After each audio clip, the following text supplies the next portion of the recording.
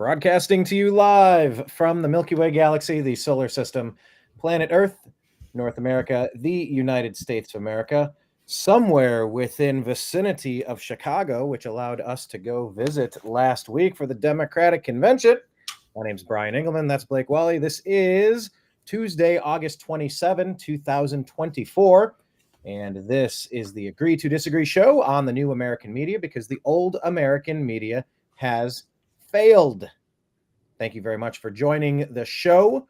Hopefully you can follow the new American media and the Agree to Disagree show in all of the places and check out some of the DNC footage that has been released. And there will be more footage coming in the days to come. So please take a look at that. On today's program, we're going to discuss the Foo Fighters. Do they owe somebody an apology? Also, the FDA, should they lose funding because of a failing fact check? Also, who is to blame for meta censorship? Zuck or the government? Also, Telegram's founder has been arrested in France. Is it justified? RFK, where should he go? Should he be put in charge of the CIA or the FDA or the NIH or the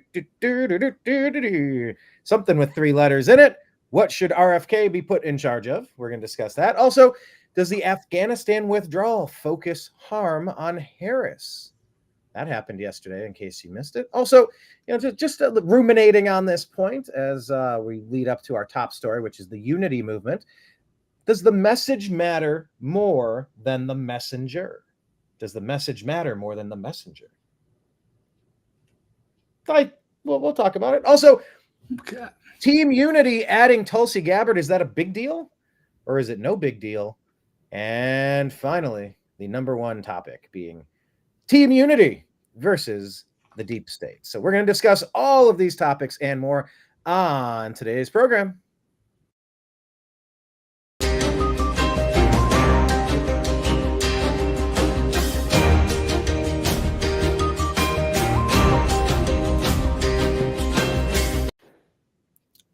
All right, Blake Walley, welcome back to the show, sir. How are you settling in after a long winter's nap? I mean, settling in after going to the DNC in Chicago last week. Well, I had a blast in Chicago, but it's also good to get back home after, a lot of travel between Milwaukee, Minnesota, and then back to Chicago. So good tour of the Midwest, a lot of travel done, but now I'm going to settle in. So it's good to be back in my home studio, I suppose.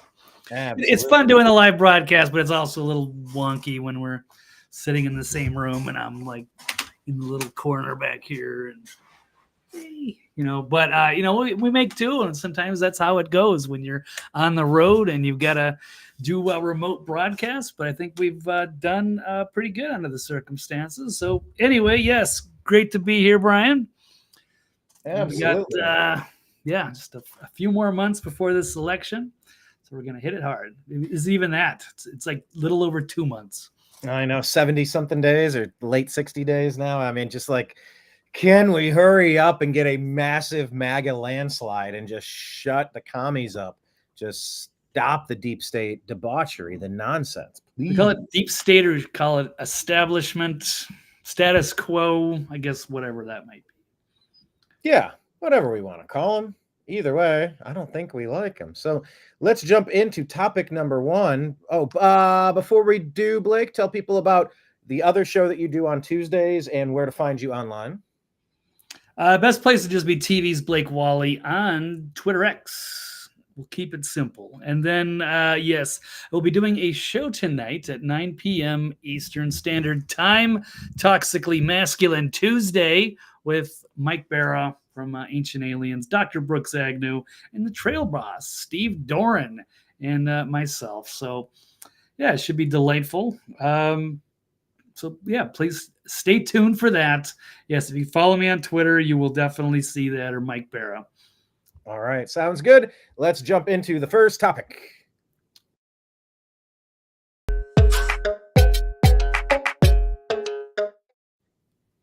All right, Blake, would you agree or disagree that the 2024 election is really boiling down to the team of unity versus the deep state? 100% agree. So I wrote this. It's deep state, or whether it's establishment, status quo, what have you. So it's kind of the party of the people, or do we want to go with the establishment? It's like it's populists against yes, the people that are the elitists. Even that's another word we could use to describe that. It seems to be boiled down. And let me point out from this the thumbnail.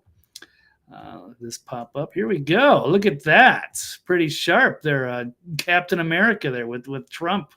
So somebody posted ALX, Donald Trump names Robert F. Kennedy and Tulsi Gabbard to his presidential transition team. And there you go, along with J.D. Vance, Elon Musk, Vivek Ramaswamy. So what's interesting about that is it's people of different spectrums and party affiliations. And I could also throw myself in there as a lifelong liberal, somebody who used to be a Democrat, much like Tulsi. I'm not sure if J.D. Vance was, but at least he said he grew up kind of in that environment. I don't remember if it was his mother or his grandmother, but like classical liberals, of course, RFK Jr., much like his father and his uncle, JFK, and Elon Musk, a former Democrat, Vivek, probably a former liberal as well. And, you could even make some of those arguments for Trump as being a former reform. I think he was been around on a few different parties. I can't remember if he's been a Democrat, but he's kind of seen as kind of a liberal New Yorker, not really somebody you think of as a traditional, red states, religious conservative, but somebody who works with many of those people, versus now the deep state or the establishment, the status quo, whether it's Kamala Harris, Joe Biden, or whether that's Nikki Haley from the GOP, some of these swamp creatures from the neocons. Because they're all on one team too, obviously, whether it's the Lincoln Project or Kamala, the blue, the team blue. It's clearly the lines have been drawn. So are we going populist? Are we going team of unity? Or are we going to vote for, yes, the establishment? Yeah, it's interesting to see where it's becoming more important to think about the message more than the messenger, Blake. Do you think at this point Americans are ready to appreciate the fact that maybe the message of MAGA is more important than the messenger in Trump? Yeah, I think that's a good point. Sure. Absolutely. It's not so much about Trump. He's the leader. He's the chief executive. But this is all about America, and just embracing what that is and making that part great again, because we are the greatest country that has ever existed. We've lost our way, and now we want to go back to that. I've been saying this for a while, Blake. I think what's been needed and lacking up until maybe last week was Team Trump.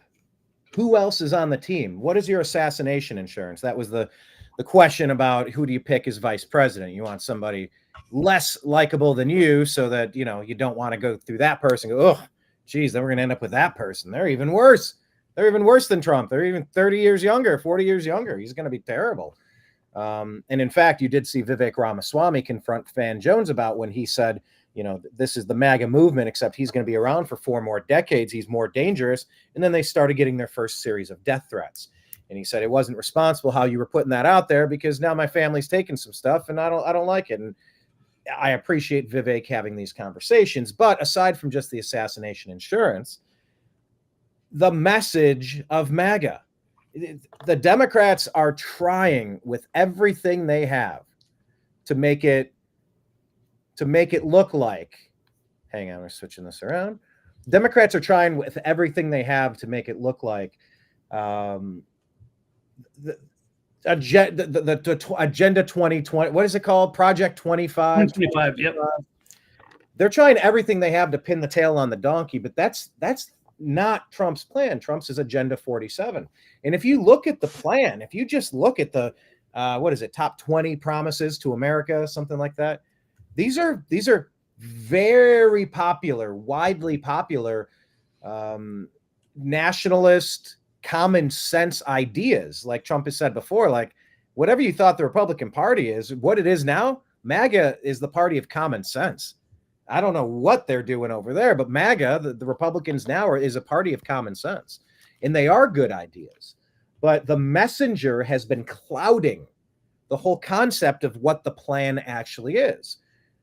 It's so interesting seeing Kamala Harris do it an entire week with the Democrats and puts their best foot forward at the convention in Chicago, but they don't even have anything on the website defining what their plan is. She didn't lay out plans talking about energy and the border and crime and inflation. She had nothing specific. They just kind of kept looking at Trump, like blah blah blah. Well, Trump this, Trump that, Trump this, Trump that. It's like Trump hasn't been in office. This has been Harris, Biden, puppet strings with Obama, Newland, deep state, same cast of characters that ruined it the 2 terms before Trump came in.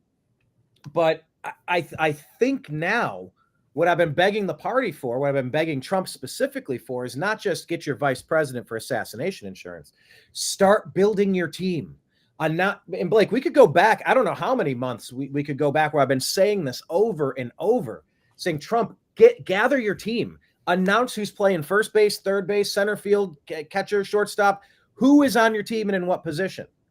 And that's actually something I'm kind of curious about with RFK.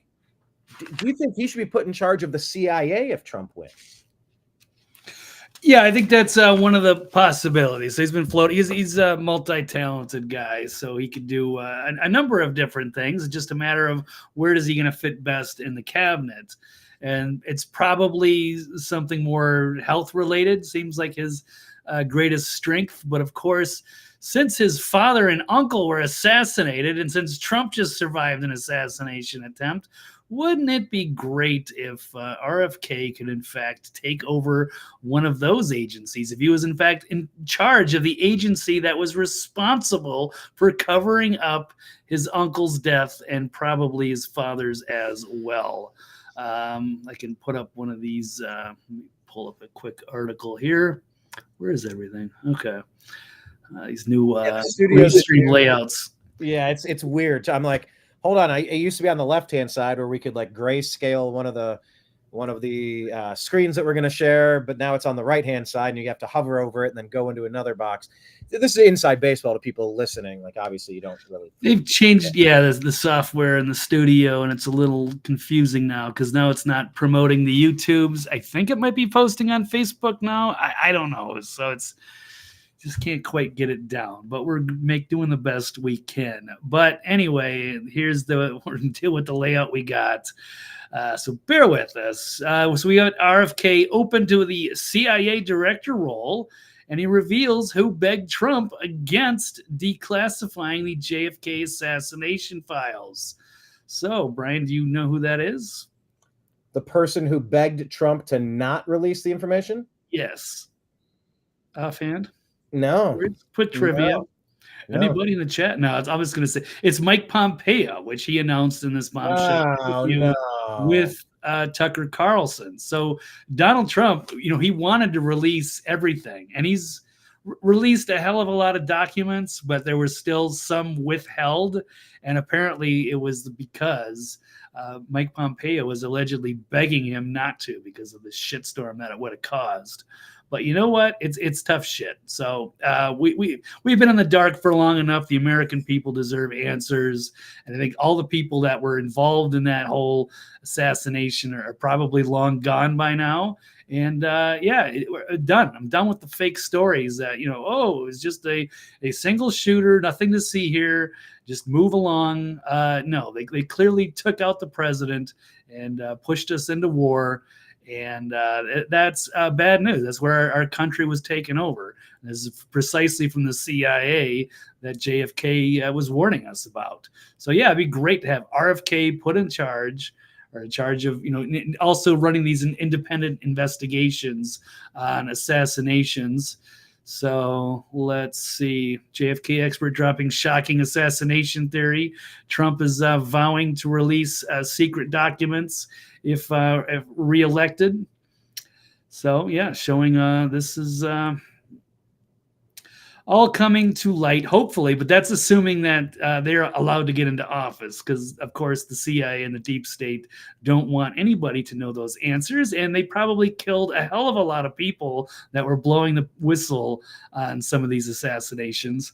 So what makes you think that they won't try that again and do everything possible to make sure that the establishment stays in power and they keep the secrets buried?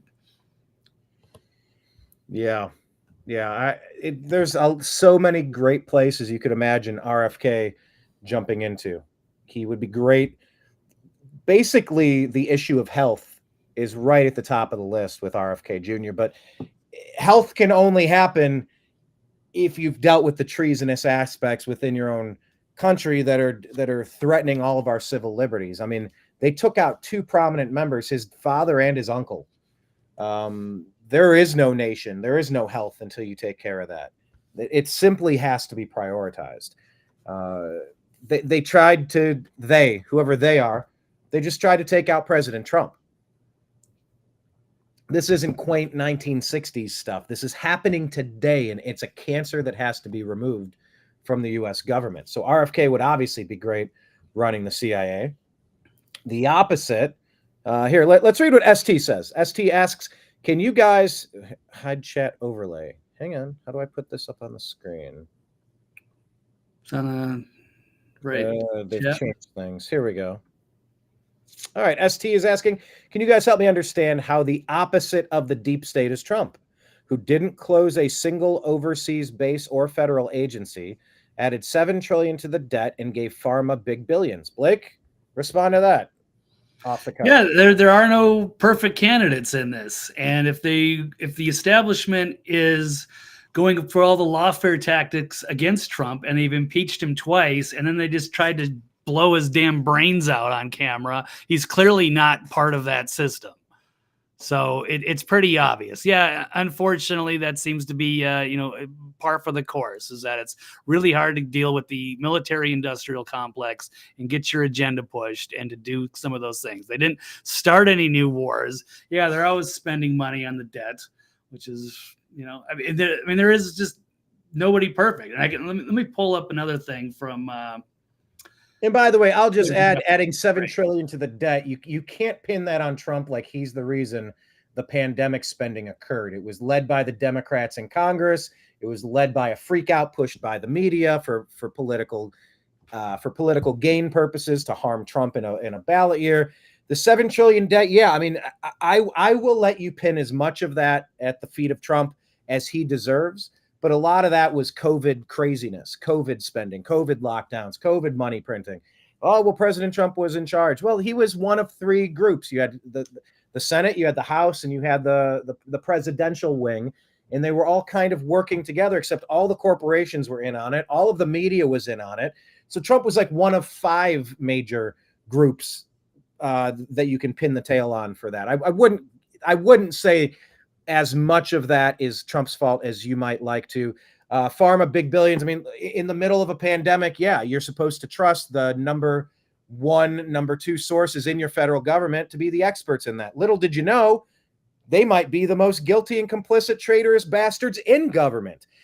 I think we see a lot of things more clearly than we did 4 years ago. I think Trump is already surrounding himself with infinitely better cast of characters than he did the first time around. So yeah, I would love the opportunity to give Trump a redo on that.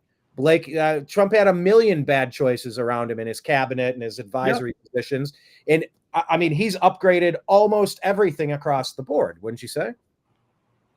Yeah, I'd say he was there to, make some positive changes. And a lot of the things it's not perfect, and he deserves criticism for a lot of those things, but he wasn't mandating the experimental jabs on anybody. And yes, everything went to shit, especially when the COVID thing, that's never happened before.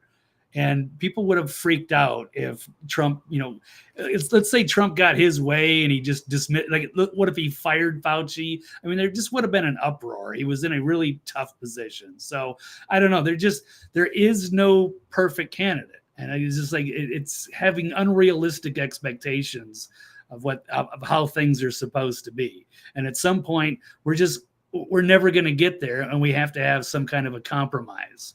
So right. I was just going to add one extra part.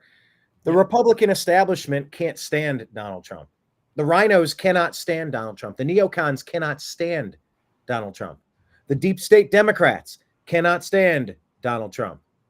They hate him. He doesn't play their game. He's not controllable like the other people who are playing the political game. And that's what they can't stand. It's because it messes up the power structure of bribery, blackmail, and puppet strings. They hate that he's on the outside of that. They have framed him more than any human has been framed this side of Jesus Christ. Oh my gosh, did you compare him to blah, blah, blah, blah, blah? Did you say that Tim Walz yanked on his boy like yanking a dog on a leash? Did you compare Tim Walz's boy to a dog? No. Look, stop with the stupidity when you're comparing two dissimilar things. Donald Trump has been framed more than almost anybody I've ever seen in my entire life. The Republicans hate him. The Democrats hate him. He is not a part of the deep state. He's not on the payroll of the military-industrial complex. He's not going to trade his soul to get some kickbacks for a couple $100,000, couple $1 million, tens of millions of dollars in book deals and money laundering and advisory positions where you're paid to sit on boards of directors like all the other clowns in the propaganda media and the propaganda political class. He cares more about global stability. He cares about making money, making the dollar purchase more. He's doubling down on repairing Americans' health and fixing the future generation that's coming up. Yes, he brings a lot of great stuff to the table. It's not like we're going to see a reboot of Trump's first term. I think Trump learned a lot during his first term, and I think he's learned even more in the 4 years since. Now he's got a chip on his shoulder, Blake. Yeah, as he should. So it's time to go, I don't want to say scorched earth, but yeah, it's time to get shit done in these 4 years, assuming they allow him to take power and there's a peaceful transfer. So I don't know. I mean, there's a lot of people that are, negative no matter what. I mean, we know like our friend like Anomaly, and then David Icke is another one. Let me get this screen up a little bit bigger here. Hey, before you get to David Icke real quick, you said scorched earth. I wanted to reference Tim's comment here. I know you love talking about this topic as a little sidebar. Tim says it's all a distraction. The real problem is that the sun is going to get freaky in the very near future. Is that the scorched earth that you think Tim is talking about? Is there some truth to that? No, I think he's talking about the solar micronova that allegedly hits this planet about once every 12,000 years and will reset us back to the Stone Age.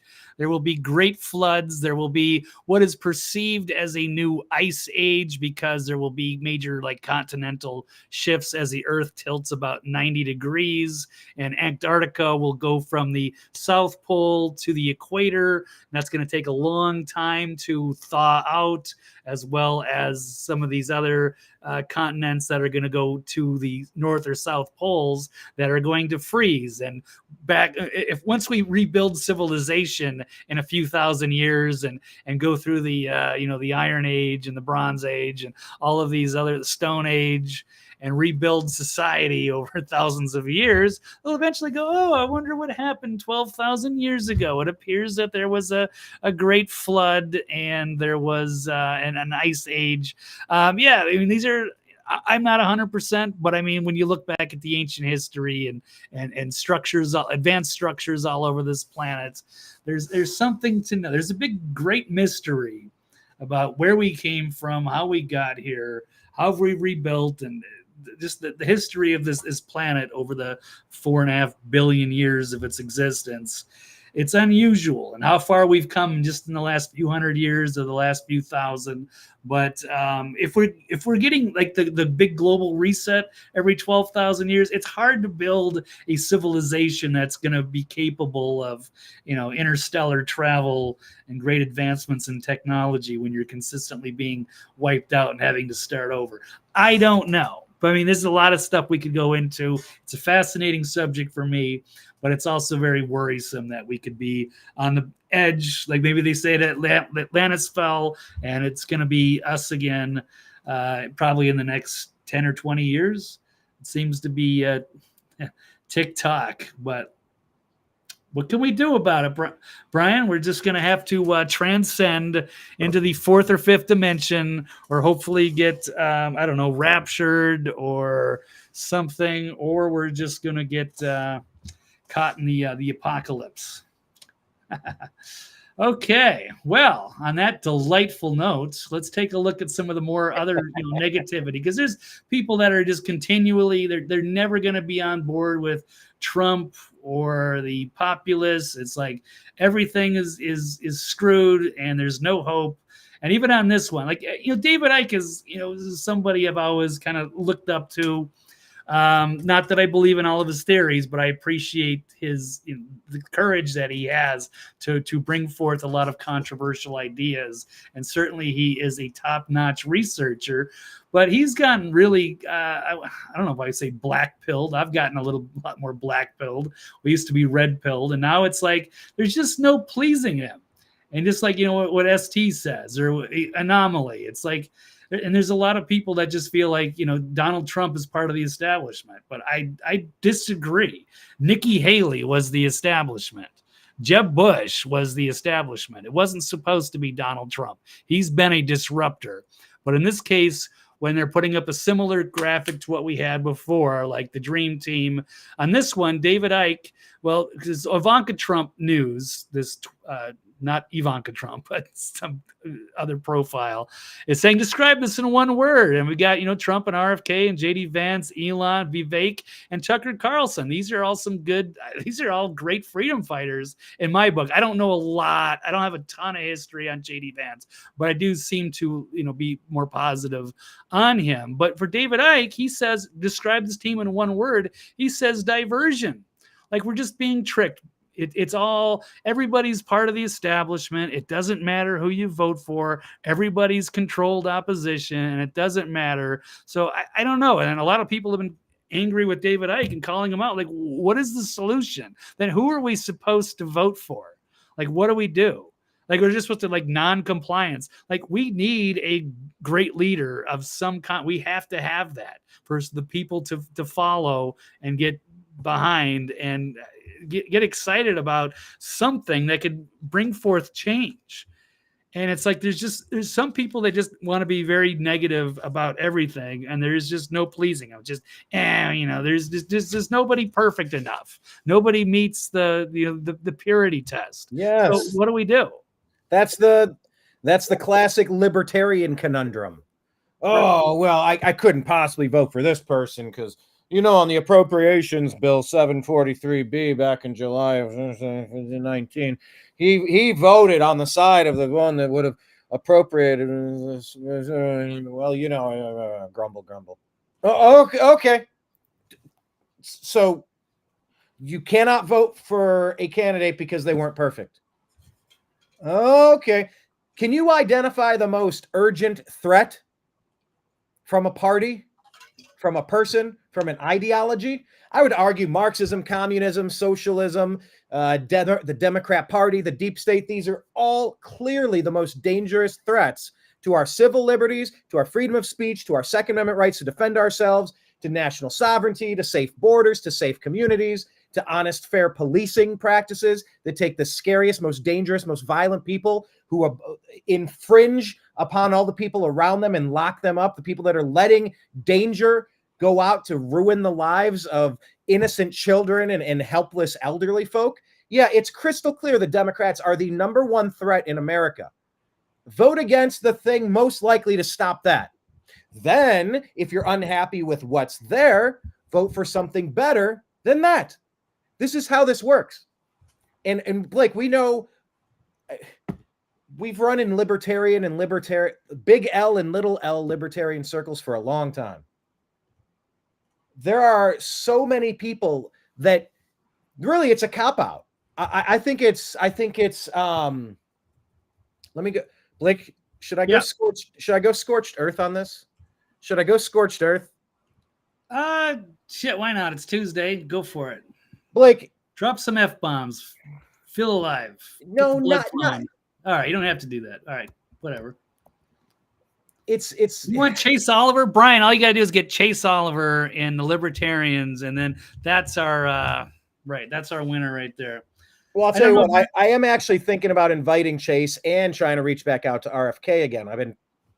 I haven't been recently because they didn't seem to be super interested in setting up an interview. There've been a lot of quasi opportunities that haven't materialized, but I will reach out, and I'll reach out to Oliver. Fine. But I'm reminded of the man in the arena.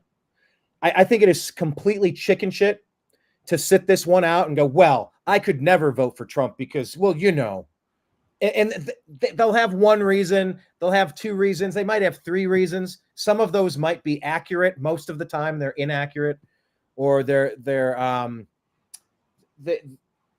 mischaracterizing Trump's positions as an excuse to rise above the fray. And I would never vote Trump. I couldn't possibly do that. He wasn't perfect in his 4-year term. It's so interesting, Blake, because you're talking about the black-pilled people. What do they say? They're like, oh, everything's doomed. There's no point. Just we're sliding down a slippery slope to totalitarianism. There's nothing we can do anyway. They're completely black-pilled. They'll even look and go, you know, even look at the other side. Look at the non-Democrat side. They had that Q thing. Could you imagine? They've had this conspiracy theory for years, and it's like, hey, sit on the sidelines and trust a plan. Hey, guys, don't get involved and don't vote. There's a plan in place. Oh, yeah, there's white hats in the military. They're going to take control. So just kick back. The military's in control. The patriots are in control. So the same black-pilled people are like, Q, how stupid. They're just trying, it's a psyop to make sure that people don't go out and vote. Then in the same breath, they'll go, well, I'm not voting for Trump. He's not perfect. So you know what that is? That's saying I'm okay with Democrats ruling me, taking away my First Amendment right to express myself, trying to come after my Second Amendment right to defend this country against enemies, both foreign and domestic, and defend my homestead. So which is it? Is it black-pilled? Nothing matters. Is it Q is bullshit because it's a psyop, because it's convincing ourselves that there's a plan in place and we don't need to be actively involved? Oh, but if we're actively involved, that's not going to matter either, because it's all black pill shit. Nothing we do is going to make a difference. No one vote would make a difference. No one person could make a difference in this damned world. Or, I'm definitely going to vote, but I can't vote for the one person, the one team, the one ideology, the one chance to stop these dirty deep state Democrat demons. Well, they're not perfect, so I guess I'm cool with demons. Demons are sweet. I don't know. Trump, he got convicted of something. He's actually a felon. I couldn't vote for that. Well, he put Pompeo in and he didn't fire Fauci fast enough. Oh, can you believe he didn't mandate putting injections inside of your skin? Oh, Operation Warp Speed. I can't believe, he funneled a lot of money to Big Pharma, didn't he? He's just a puppet. He's the same damn thing as everybody else. What's the point? Just sit back, black pill. But if you do get involved, you can't vote Trump because he's not perfect. So let's just make sure the Democrats win. It's like, give me a break. Pick a side of the fence and get involved. Get off the fucking sidelines. It reminds me of the man in the arena. This is Theodore Roosevelt. It says, it is not the critic who counts, not the man who points out how the strong man stumbles or where the doer of deeds could have done them better. The credit belongs to the man who was actually in the arena, whose face is marred by dust and sweat and blood, who strives valiantly, who errs, who comes short again and again, who spends himself in a worthy cause, who at best knows in the end the triumph of high achievement, and who at the worst, if he fails, at least fails while daring greatly, so that his place shall never be with those cold and timid souls who neither know victory nor defeat. And I'm calling on these spineless, black-pilled punks to get off the side of you're trying to straddle the fence. Pick a side. Are you with the dirty deep state Democrat demons?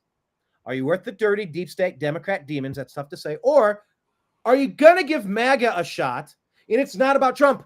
It is not about Trump. It's about the message. Look at the top 20 promises on the campaign site on Agenda 47. There is a message. Tulsi Gabbard, a damned American hero, has joined. Robert Kennedy Jr., they killed his dad and his uncle, and he's still standing up and says, I agree with Trump on the First Amendment. I agree with him on censorship. I agree with him that we need to fix our health mess in this country. Let's go. We're going to team up and work together on the areas where we agree. We can agree to disagree in the other spaces, but we are going to agree to work on and accomplish some great things together. Joining Vivek, joining all these other voices that are starting to coalesce around the MAGA movement. It's not about Trump. It's about the message.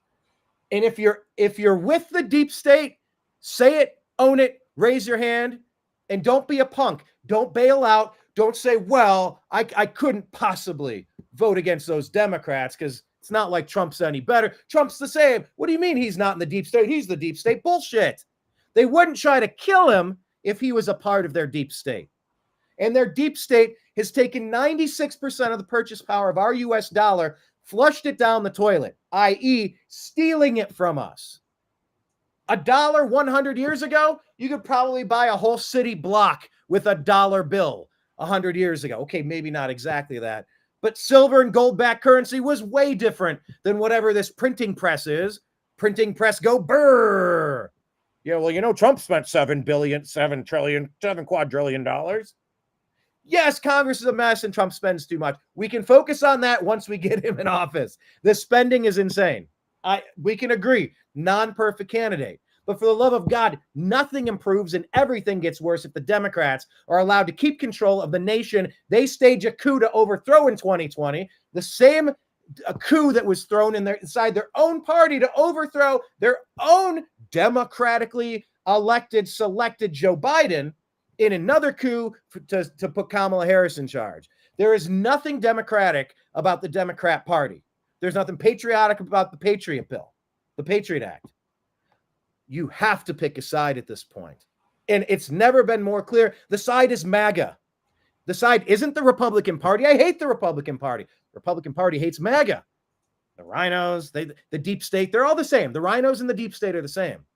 But MAGA is the answer for this election. And now you've got Democrat heroes like Tulsi and RFK joining. Blake, it's never been more clear as it is to me right now. No, I agree with that. Nice little rant there, Brian. Yeah, so the only thing I would say is instead of deep state Democrats, it's also, the Nikki Haley neocons, but it's basically that's the establishment. Agreed. So it's either us or them. And, I don't idolize Trump, but he's the only one that gives us any chance because we're screwed either way. If you voted for, Nikki or Kamala, we're both kinds of screwed. But it's to lump Donald Trump and Elon Musk and Vivek and Tulsi Gabbard and RFK and everyone's bad, Tucker Carlson, all the same as the establishment, like it doesn't matter, is bullshit. And so it's really dumb. It's going to lead to the demise of our country. So it's sad that it's like that, but it's good to see this team unity. And if Trump can team up with the classical liberals and as well as some of the libertarians, then that gives us a chance. That doesn't mean you just go, follow, be a cult follower and just go along with everything. You got to hold them accountable too once they're in office. But if we don't get them in office, it's lights out on this country. So yeah, exactly, Brian. Get out. People got to get off the fence and stop overthinking these petty issues. Like, what would you have done differently if that was you?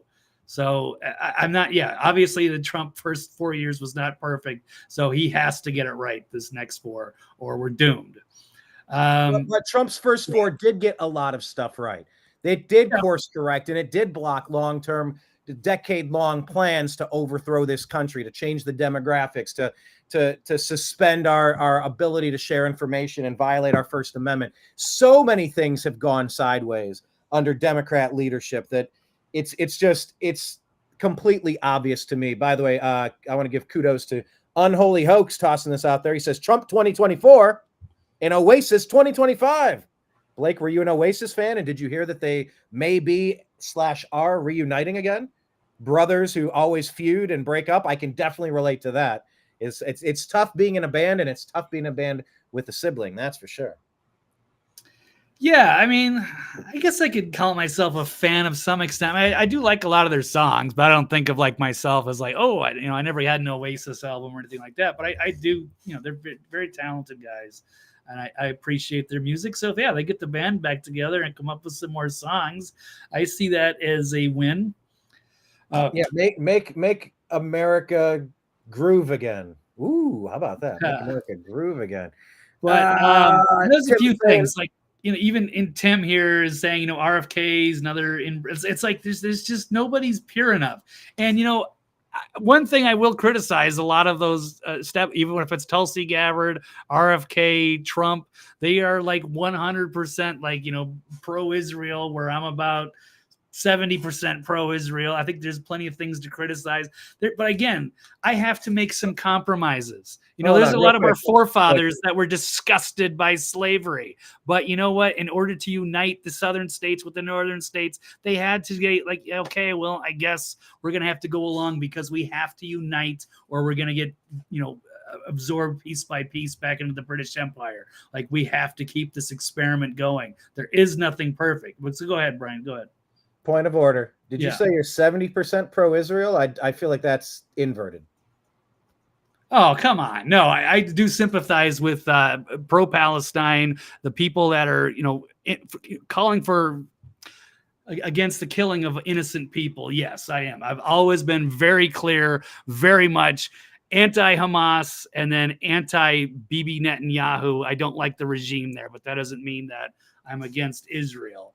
But I have a problem with people that are always 100% pro-Israel, constantly make excuses for them, refuse to see that. And I did get maybe one little piece of an interview in Chicago. One of the things I wanted to ask people was, and I hate the way that the Republicans and Fox News always frame it as these people are pro-Hamas. And Brian, you were there for a few days seeing those things, and not that we want to get off subject.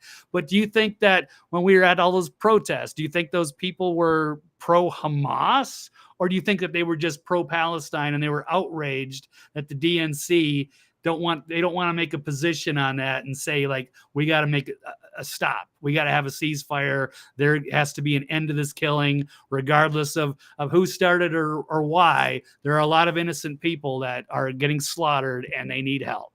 So are they pro-Palestine or pro-Hamas? And I hate the way a lot of neocons frame that. I would say a lot of people, they were heavy on feelings of peace. They were short on specifics. People wanted things to calm down, but I mean, what led to the 1,200 slaughter that launched this war anyway? Where did that come from? There weren't a lot of specifics. I'll tell you what, though, I will compile the man on the street. We didn't really push back much. And I was just listening to someone discuss this about how the Socratic method is really going to be the only way forward in this country. It's not really to correct someone and say, well, you have the information wrong. No, don't you know that this happened? And no, that's not how people aren't like open to being corrected, but they're open to ask them another version of a question, make them further define their positions. As I recall being in Chicago at these protests, as I would try to peel it back and look for some specifics, it was short on specifics. And it's a complex situation. So that's kind of as I would have expected, but no, it's not too far off topic, but nobody's perfect, and nobody's going to have 90 out of 100 policy positions correct. You can just hope that the most dangerous positions are kept away from you. And unfortunately, the damned abortion issue is the only thing that the Democrats seem to have going for them. Just the supporters of abortion, they don't care who they vote for. They'll vote in a turd sandwich if it means they get to keep their right to destroy a human life growing inside their belly. That's their number one thing. That's the thing that they're super excited about. They're super angry that someone says, no, you created a child to have the child. You created a child to have the child. Maybe, yeah. And I came up with this, and I'm curious what you think about this, Blake. I didn't post it, but the thought hit me.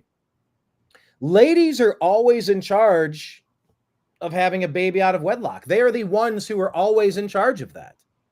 If they don't want to have a baby, they don't have to participate in the activity that creates it. Likewise, that's easy to say, Brian. Right? Hold on. Likewise, if there's a man who violates a woman and barges in on that sacred space, it's the man's right, it's the man's responsibility, the male role in society to charge and execute those monsters who are going to violate the sanctity of that space. So, I mean, at the end of the day, there's one person in charge of who has kids, and it's the lady. Does she decide to participate in those activities or not?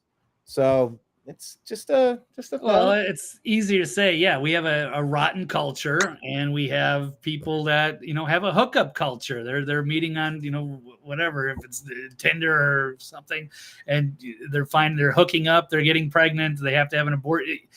It's not always that easy. When you get drunk and you get whatever, you get into your situations, you make dumb decisions, and there's a lot of people that have abortion. They're with people they shouldn't have been with in the first place, or maybe not using proper protection or whatever.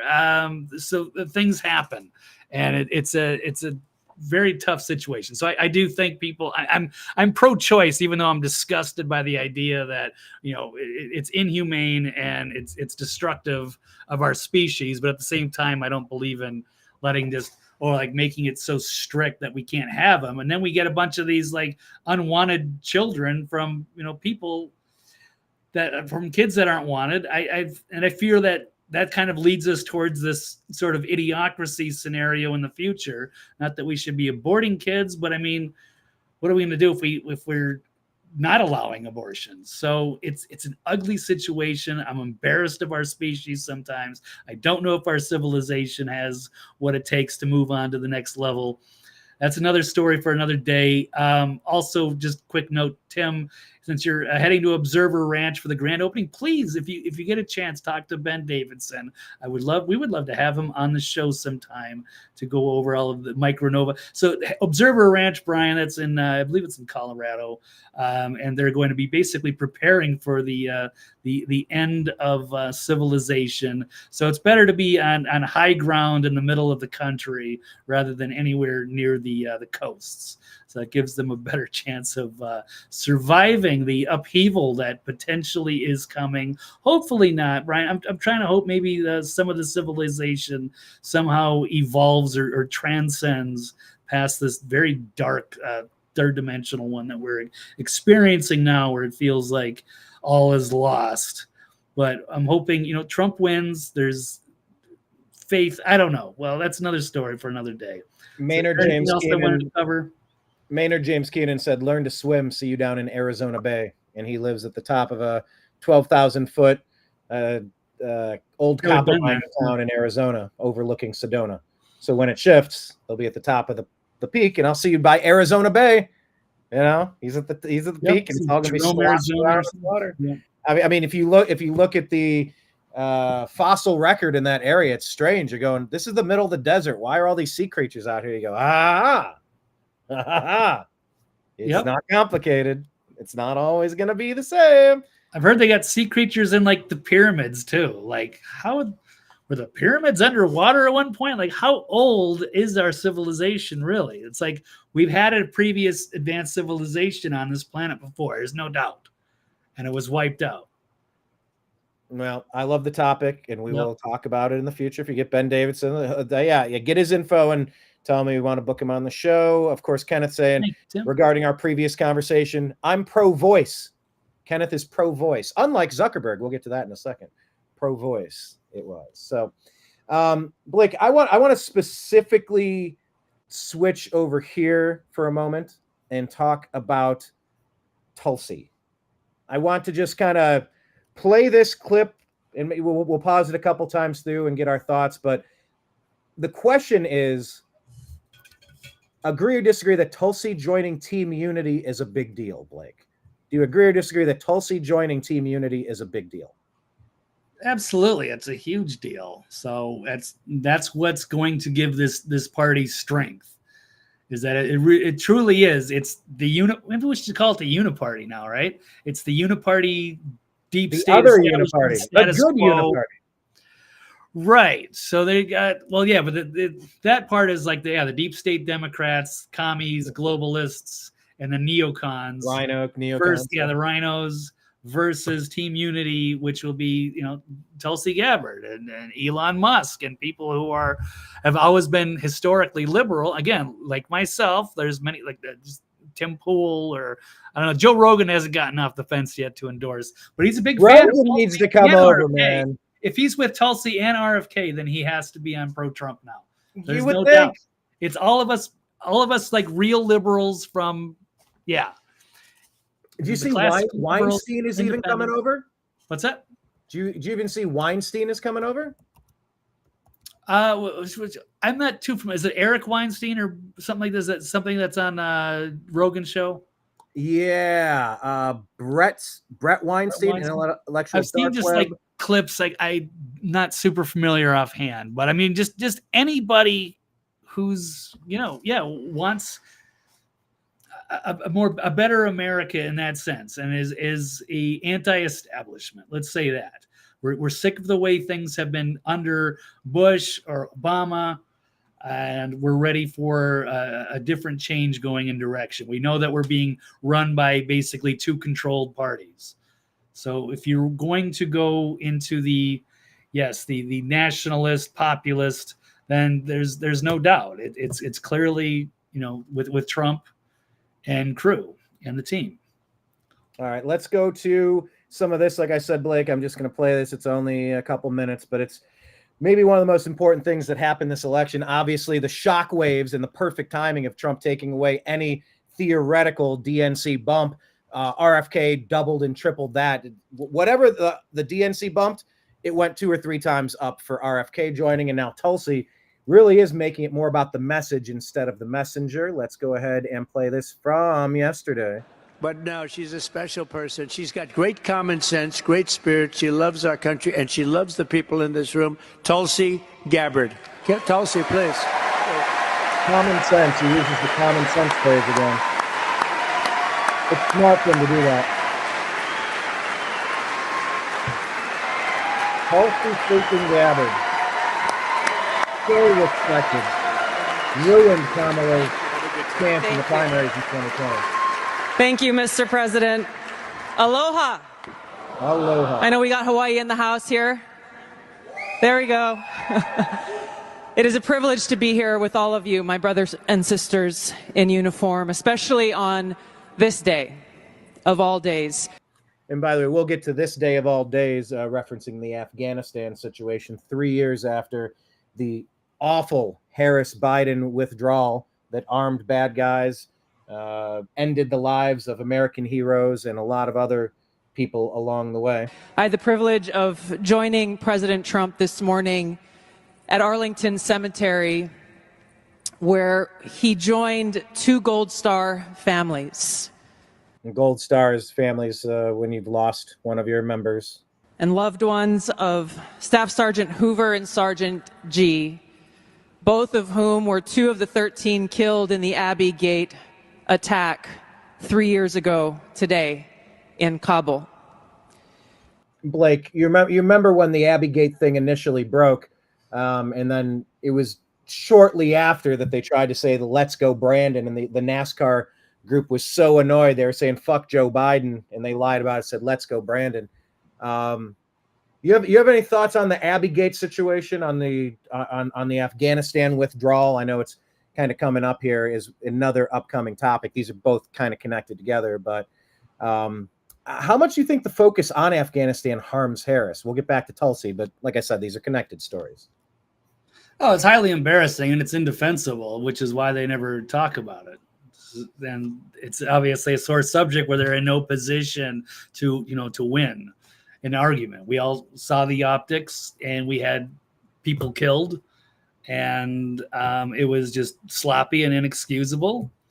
And yes, Trump is right to call them out as well as Tulsi, and they're doing that, and they got to continue to hammer on that. I think that was that part of your stuff. I don't want to get ahead of it. Yeah, I mean, like I said, yeah, these 2 stories are so intertwined. We'll just let her continue here. And I can tell you, as we were there, as he laid a wreath at the tomb of the unknown soldier, Joining these Marines' loved ones, I felt the sorrow that he shared with them in their loss. I felt and saw his sincere appreciation for these servicemen and women who paid the ultimate price and their loved ones who continue to grieve to this day. This is personal for me, as I know it is for so many of you. That phrase right there, Blake, that it's personal. It's personal to RFK and it's personal to Tulsi. How big of a mistake do you think the Democrats made by shunning both Tulsi and RFK? Well, they clearly don't belong in their party, so it was an awful fit for them. So, yeah, they are the establishment uniparty. And so why would they allow these outsiders to interfere with that? So, and it goes, against their cult. Plus, Tulsi obviously embarrassed Kamala, so that ain't going to work.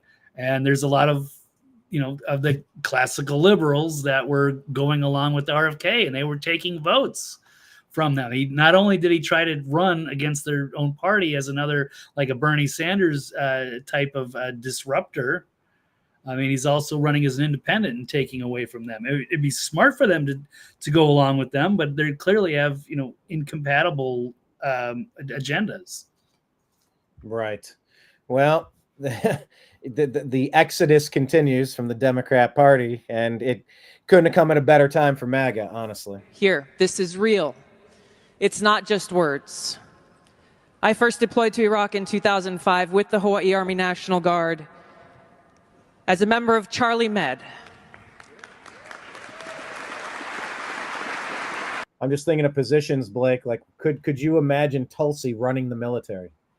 How interesting would that be? Someone that has a different appreciation from the inside as opposed to someone on the outside. It's easy to ship people off to war unless you've actually been in war. People who have been in combat, they typically don't appreciate being in combat. They don't want to be in combat unless they have to. And these are all avoidable situations that we find ourselves in today. It just seems like the military industrial complex and the deep state are pushing for chaos. And wouldn't it be great to see somebody in charge of that position that wouldn't have that as a first instinct, like Nikki Haley or Kamala Harris, right? Yeah, someone that thinks for themselves, right? But as opposed to somebody who's going to do whatever the Pentagon tells them. So they want their puppets that they can control. And that would be great to have somebody. I mean, Tulsi, should get a position somewhere. I'm not sure if that's Pentagon or military industrial complex, but whatever she feels comfortable, and there's a good spot for it. So yeah, as Frankie Brown, as Tulsi, joining would be the dream team. But she did join, so it is the dream team, right? Yeah, it is now. I mean, it was before, but that makes it better. Yeah, let me let her say it, because in the next moment or three, she will officially join the dream team here.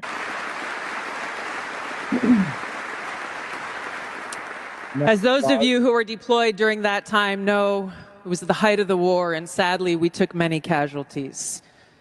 And every day we were confronted with that high human cost of war, and that sadness as we boarded the plane when we left, that we were leaving some of our brothers and sisters behind, only to lose others when we got home to suicide. So I mean what I say when I share with you that I know that President Trump understands the grave responsibility that a president and commander-in-chief bears for every single one of our lives.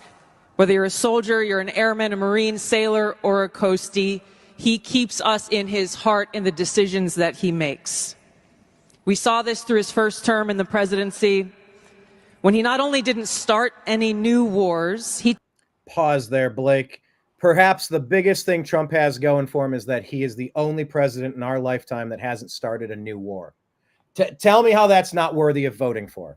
Can talk to any black-pilled person, Blake, and if you just say this is the only president that didn't start a brand new war in our lifetime, and I support that. Sorry, he's not perfect on every topic, but that's one of the most important things that a president could do, in my opinion. What say you?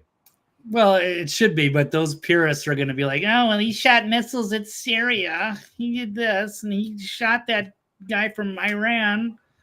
So and they there's no do that pleasing. every time that's brought up. Right. Then it didn't lead to war. It was peace through strength. Yes, we were getting attacked, and he stopped some of that stuff. He squashed that and said, don't ever mess with me again. Don't ever take a shot at our troops. If one single drop is spilled of our troops' blood, a gallon will be spilled of yours. Don't you dare mess with us. And that's called peace through strength. Yeah, and it's just this confirmation bias. Like, Trump can never do anything right. So it's always going to find some reason to discredit anything that he does, because it proves to them that they were right. Everybody was part of the establishment. It doesn't matter who you vote for. Yeah. So yeah, that's it proves me right. That's exactly what it is. I could never vote for Trump. And it proves me right. Trump's a bad guy. Well, I like that Trump didn't invade a new country. I think that's great. A Marine, sailor, or a coastie, he keeps us in his heart in the decisions that he makes. We saw this through his first term in the presidency, when he not only didn't start any new wars, he took action to de-escalate and prevent wars. He exercised the courage that we expect from our commander-in-chief in exhausting all measures of diplomacy, having the courage to meet with adversaries, dictators, allies, and partners alike in the pursuit of peace. Oh, he's a Putin puppet. Oh, you mean he's buddy with North Korea? No, he's going to actually go show up, shake hands, walk into the demilitarized zone, say, hey, man, let's go sit down and talk. I know the deep state's really trying to finger you and make you the patsy. I would encourage you to not ever believe anything they have to say, because they're going to try to use you as a catalyst to start a war, and then we're going to destroy your country. If you work with me, I will keep you out of that, because you are being set up the same way they're setting me up, Blake. That's how I see it. But to the left or to the Trump hater, they're going to say, no, see, he's a Putin puppet. Why? You're cozying up to a dictator. It's insanity. That's called diplomacy, I thought. Right. No, I know it makes them upset that he was, civil with Putin and Kim Jong-il I forget, North Korea. Yeah, it bothers them. So you've got to be on their team. And they just have a different way of looking at it. And of course, the people are just going to reflect whatever the media is pushing. And it's this awful war in Ukraine. And it's always been, Putin has been like the most evil thing imaginable. And all they've done is, lie about him. And he's got plenty of things that to be, against Putin. We could beat Putin in a cultural battle, but it's not about that. It's just this make believe, like he's like the world's worst. He's going to conquest everything and try to absorb everybody and make the USSR great again. It's like, no, they just want to be left alone and do their own thing, and stop meddling around in there. They've tried to join NATO. They had a peace agreement in place that was overruled. It's like, I don't get the impression that they want to be involved in this at all. They just don't want the UN creeping up with their missiles right on their border, just like we wouldn't want it at the northern border of Mexico or the southern border of Canada. We wouldn't want that. Why would they accept that? I don't know. So anyway, Tulsi continues on here. Seeing war as a last resort. The truth is, as we head towards our decision as a country in November, the same cannot be said about Kamala Harris. In fact, the opposite is true, and we're living through this reality today as this administration has us facing multiple wars on multiple fronts and regions around the world, and closer to the brink of nuclear war than we ever have been before. This is one of the main reasons why I'm committed to doing all that I can to send President Trump back to the White House, where he can once again serve us as our commander-in-chief.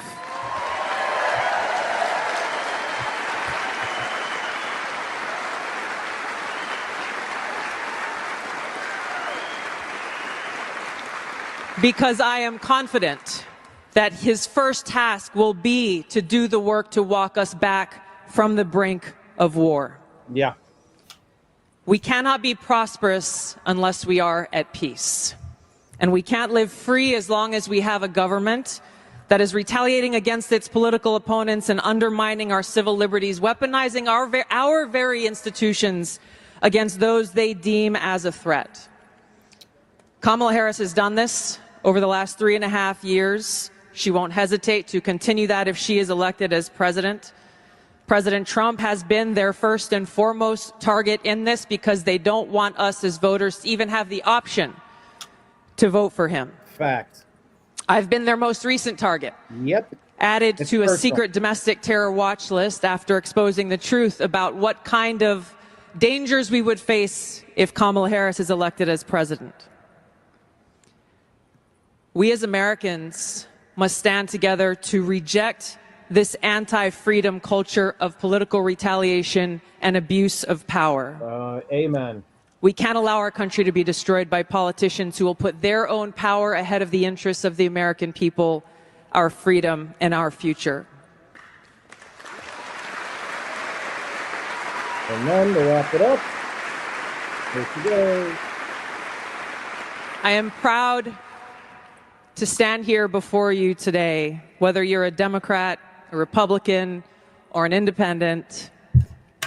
If you love our country, as I do, if you cherish peace and freedom as we do, I invite you to join me in doing all that we can to save our country and elect President Donald J. Trump and send him back to the White House to do the tough work of saving our country and serving the people. Thank you very much. Thank you very much, Mr. President.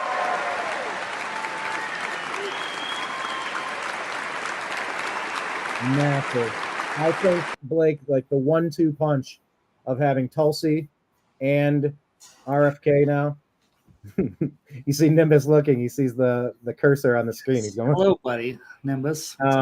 I think the 1-2 punch of having RFK Jr. and Tulsi makes it insurmountable for the Democrats to have any chance in this election.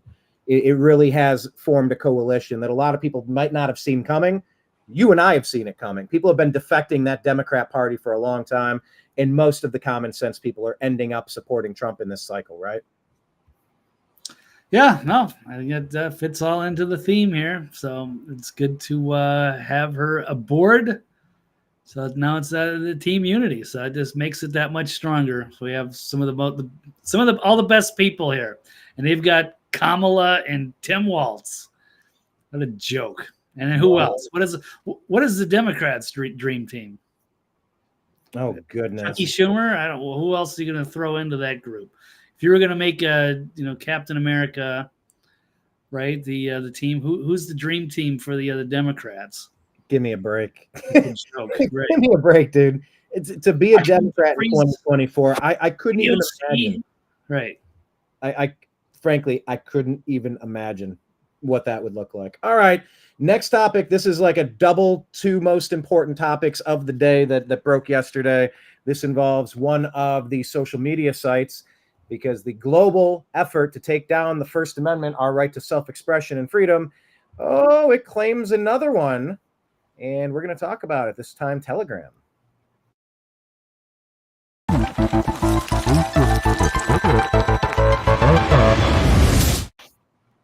Blake, do you agree or disagree that France arrested the Telegram founder for justified reasons? I'm going to say disagree unless they can come up with something just bombshell and be like, oh my God, which doesn't seem to be the case yet. Although France, let's see, let me pull up. I got a couple of stories on there, actually about 3 of them here. Macron claiming France was deeply committed to freedom of expression after the Durov arrest. That is the most gaslit piece of gaslit things that I've ever tried to unpack for gaslighting. Like, that is, don't believe your lying eyes. Are you out of your mind that somebody would actually say that out loud with the backdrop of what just happened? Well, yeah, there's been a lot of backlash over this, and people are outraged that France would go and arrest this guy, at least free speech advocates that care about, the First Amendment and maybe have some kind of familiarity with Telegram. So French President Emmanuel Macron touted France's alleged deep commitment to freedom of expression Yesterday after arresting Pavel Durov for not having enough moderation on his social media site. So, and this is the tweet here from Macron. So in a state governed by the rule of law, freedoms are upheld within a legal framework, both on social media and in real life, to protect citizens and respect their fundamental rights. So the arrest of the president of Telegram on French soil took place as an ongoing judicial investigation. It's already ongoing, so they don't have anything. So he says it's in no way a political decision. Bullshit. And he says it's up to the judges to rule on the matter. So in France, you're basically guilty until proven innocent. That's kind of like America, though. That's what it's turned into. It's not supposed to be like that. It used to be when we were kind of the good guys, and the feds would make sure that they were going to have an insurmountable case against you before they go after you. But now they just it's parallel reconstruction, and they'll just throw like the people in J6 without charges. They'll just hold you in the gulag. So and they just did that. They got like a 70-year-old grandmother. What was that in Colorado? They're making her wear a bracelet, or they put her for 6 months on house arrest. Someone that walked in and said a prayer. Yeah, they got to set this precedent that they're lying, and they're the good guys trying to protect us from grandma that walks into the Capitol building during a protest, even though she was allowed in and was completely peaceful. They have to set this precedent. So it's dangerous. Right. By the way, if we could pause on the precedent for just a second, I think sure. That connects with this. It wasn't in the stack, but it's super important. This is Garland discussing that very topic. I guess as a follow-up on Scott's question, if you're sitting in these hearings with prosecutors and judges at the courthouse down the street.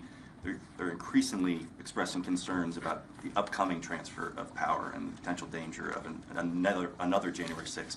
Do you share those concerns at all? I think our prosecutions have made clear what we think about people who try to interfere with the peaceful transfer of power. Unless you're a Democrat protester at any of the state houses across the country. Which is an essential and fundamental element of our democracy. We're a republic, not a democracy. I quibble about whether we have 1,500 or slightly less than 1,500, but we have way more than 1,400 now prosecutions. We have something to be proud of there? Substantial number of convictions. I think that's shown to everybody how seriously we take an effort to interfere with the peaceful transfer of power. The last January 6th, the coming January 6th, and every January 6th after that. I want to make clear to anybody who is thinking about interfering with that, they can see what we've done with respect to the January 6th prosecutions, and the Justice Department will continue to protect our democracy. It's a republic, not a democracy. Blake, he's threatening people right there. You do not want to interfere in the certification of the 2024 election. What say you? Yeah, they're terrified of that. They're terrified of getting caught cheating, potentially. And not saying they did anything before, but if it happens this time in 2024, they're clearly setting that precedent. So it's pretty bad news. It's chilling, and that is not how America is supposed to function. But they are changing the rules to protect themselves. So what else do we have about this Telegram arrest here? Obviously, we saw last week, or maybe it was a couple weeks ago, when Elon was having the conversation with President Trump, that he was threatened by some punk in the UK saying, if you violate he's threatening Elon Musk. You better not put Donald Trump on the air. These speech tyrants, they are getting really bold and really desperate, really foolish. They're taking their Scooby-Doo masks off, Blake, aren't they? Yeah, they sure are. So they're trying to say that this guy, the Telegram founder, is potentially involved in a number of these crimes. And you know what? If it's a secure free speech app, so people can have encrypted messages back and forth without being spied on. So of course there's probably going to be an element of criminals and whatnot that are going to prefer to talk over Telegram rather than standard text messages or emails, which can absolutely be picked up by NSA, CIA, or any of these other agencies that are within these other countries. And they don't like that. They don't like free speech that they can't either control or at least witness. So that's kind of their way. And, they obviously have things to hide, and they don't like being exposed.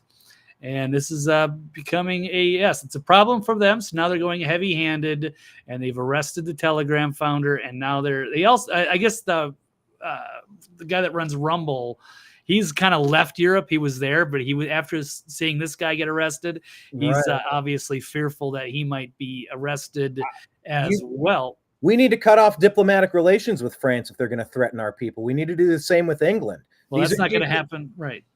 Well, it's not going to happen with the deep state in charge, but right. They're not even in charge. They overthrew our country in a coup 4 years ago. The 51 intelligence officials going on all the major media companies lying about all of the corruption with the Biden family. That is a coup. That is an overthrow.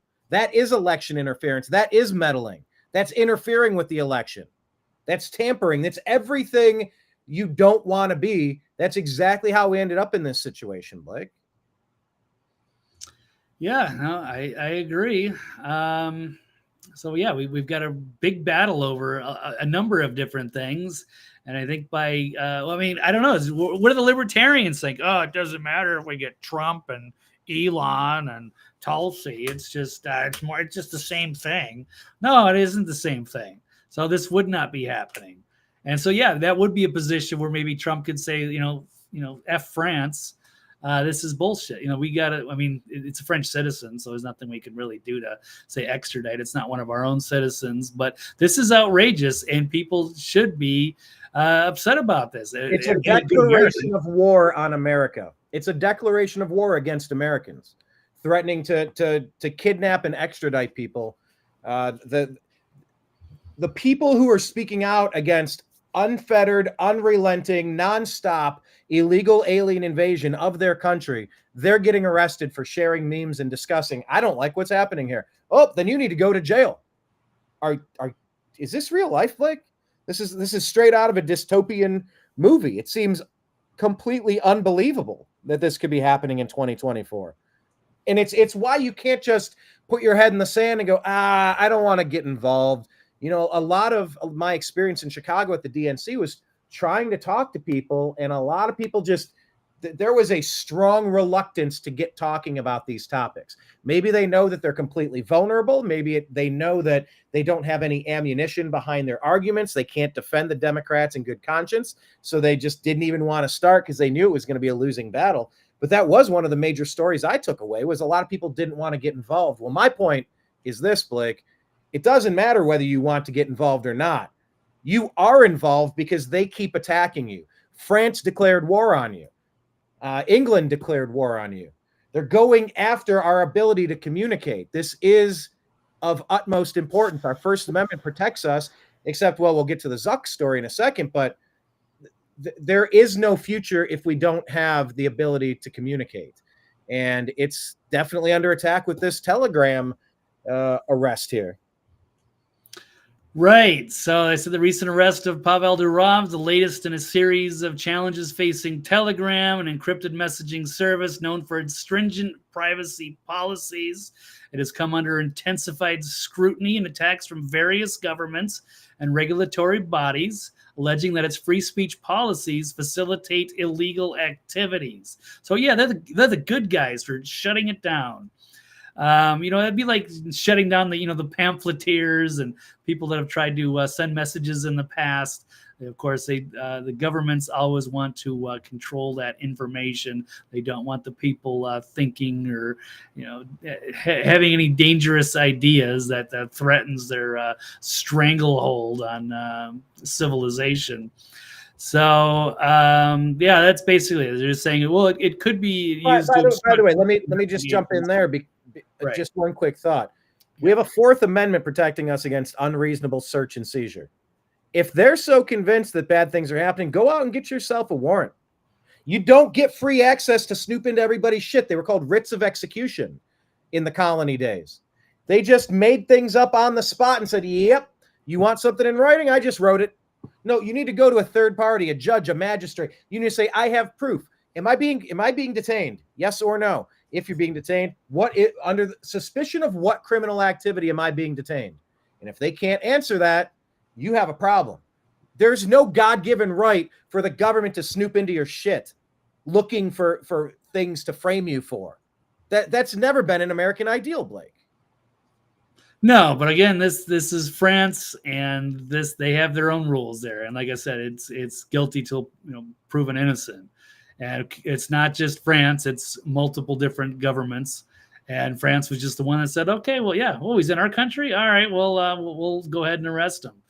So even though they've defended their policies, citing user privacy as their business model, but since they refused to establish backdoors for government surveillance or to share user data, has led to legal confrontations in several countries. So they don't like the idea of people have disposable phone numbers or cryptocurrency transactions.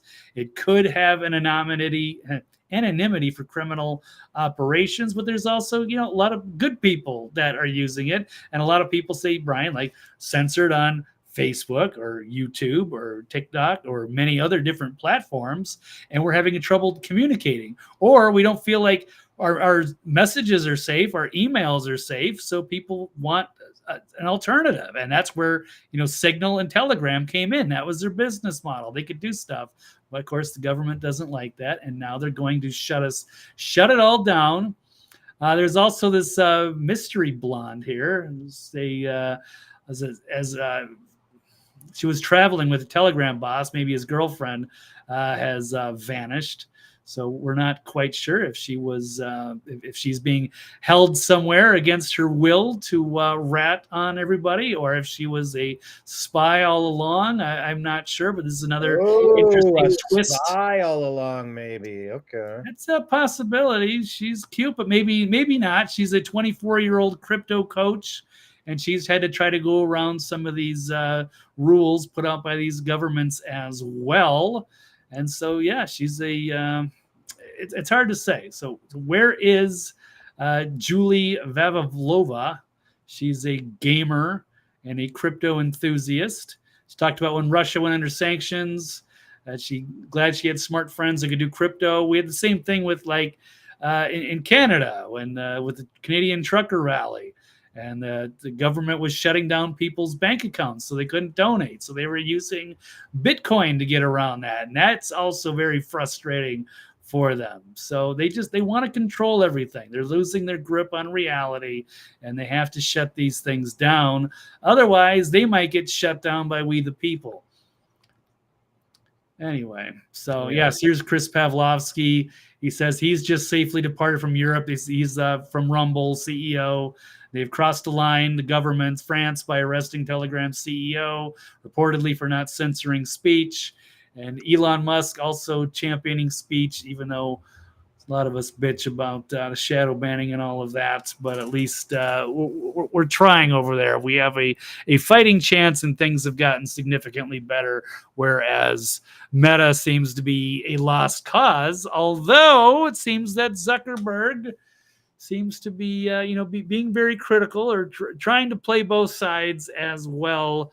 Maybe they'll seem to be loosening up, because they were certainly under a tremendous amount of pressure to go along with, with government policy, as they were trying to fight misinformation. But it turned out that it was the government that was actually spreading misinformation. Well, that is the next topic we have. Did we have anything else we wanted to mention with Telegram? I think we got enough. Yeah, we can. Let's move. Let's do it.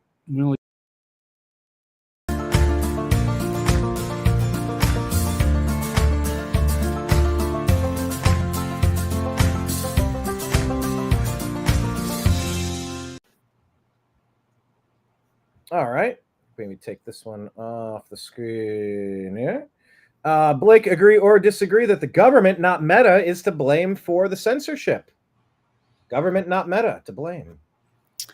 I'm sure it's a both, but I'm just going to agree, at least in this context and on this story. And I will give Zuck a little slack on this one, because he did, he did comply with the government, and Jim Jordan as Congress was trying to figure out what was going on, censoring Americans.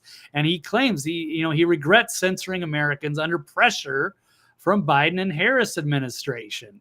So he wrote, it was a letter to the House Judiciary Committee that he was repeatedly pressured to censor Americans on behalf of Biden-Harris administration and now regrets it. So they were So they said in 2021, senior officials from the Biden, including the White House, repeatedly pressured our Facebook teams for months to censor COVID-19 content, including humor and satire, and expressed a lot of frustration with our teams when we didn't agree. So ultimately, it was their decision whether or not to take their content down, and we own our decisions that we made. But giving him credit, like, if he said, screw you, we care about free speech and we want our, users to be able to, say what they want within reason, as long as they're not calling for violence or whatever. But maybe it'd be Zuckerberg that would have been arrested, much like the Telegram founder is, for not complying and bowing for the government. So he says that he believes the government pressure was wrong, and he says he regrets not being more outspoken about it. So yes, they Facebook censored Americans, and he also put in this letter about the Hunter Biden laptop story, which they were also pressured not to publish. 51 intelligence officials lied about the veracity of that situation, and Fox News ran cover during the debate. That is an absolute coup of the sitting president of the United States, an overthrow coordinated between the rhinos, between Fox News, between the deep state, all with the dirty Democrats, Blake. Yeah, and so he mentions, they said the FBI warned us about a potential Russian disinformation operation about the Biden family and Burisma in the lead up to the election. And then the New York Post, but then it was made clear later that it was not Russian disinformation, and they should not have demoted the story. A lot of people got in trouble for talking about that. And of course, COVID, we got tons of that stuff. Even Facebook, I just got another strike and I lost all my advanced functions on YouTube for medical misinformation, but it wasn't. And I was just reading somebody else that was making a comment about it. So, but you're still not allowed to get away with it there. I don't know entirely. That's just simply not a world we should allow ourselves to live in. That's not living. That's nonsense. This stuff has to be squashed. This is something that requires people to pick a side. You simply can't just sit this out and say it's not important. This is important, Blake. There's no freedom without freedom of expression, freedom of speech, freedom of journalism, freedom of association, freedom of investigation, and freedom to share whatever's going on. We're allowed to talk about whatever the hell we want to talk about. Well, we should be. That's the way things used to be, but not anymore on these social media sites. And we could, like in 2010 or something. It was fine. Twitter and Facebook were great. You could say kind of whatever you wanted. It started to get a little wonky on Facebook, and of course, YouTube was bought out, by Google, and it became establishment tube, but not you and me tube. But anyway, of course, the government is angry about this response from Zuck, talking about, when they're confronted with their deadly pandemic, this administration encouraged responsible actions to protect public health and safety. Oh, and also tried to force everybody to take an untested jab. But they say their position has been clear and consistent. We believe tech companies and other private actors should take into account the effects their actions have on the American people while making independent choices about the information they present. But the way that they translated it, at least in this Gateway Pundit article, is that, the First Amendment is an obstacle in our way of achieving a dictatorship, so it is incumbent upon outside actors to provide a workaround.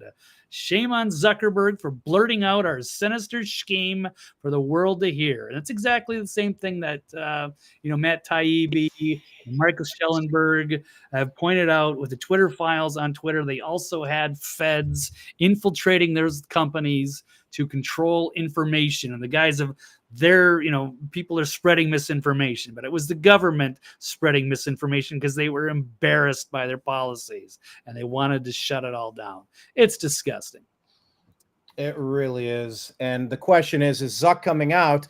Is he some sort of Is he on an apology project? Is he doing this altruistically? Or is it the fact that he's busted now, that the investigation is closing in and he knows that he's busted? So he's trying to get a little bit of leniency now. Does he realize that Biden-Harris is going to get absolutely blown out and there's going to be a new sheriff in town, and he's trying to get in the good graces with the incoming coach? What say you, Blake, if you were guessing? I don't know. I don't want to say that he's like, this bad guy. He's I certainly do. been perceived as a bad guy. So you think I that, do. okay, Yes. you don't think he was under pressure to be like the bad guy? Like this Facebook thing just took off like a rocket, and it became so powerful and such a tool that the deep state came in and was like, we're going to manipulate this Mark Zuckerberg to kind of play ball. Like, yes, you can be the CEO. Yes, you're going to make tons of money. Yes, you can still do a lot of things on your platform, but we're going to kind of be pulling some strings here behind the scenes, and you can either go along with it or we can get rid of you. I don't know, Brian. So yeah, Facebook has always been known as Fedbook, okay, right? Like that could be. It's always been a Fed outlet. It's always been infiltrated. But having had the New American Media page deleted without cause, without explanation, without opportunity to remedy any alleged situation, without appeal, nothing. They just zapped me. They zapped the company page for the New American Media. They deleted my personal profile for Facebook. They've deleted groups. No cause, no reason, no opportunity to remedy any alleged issue, no appeal process. They are terrible. The only company worse is Google YouTube.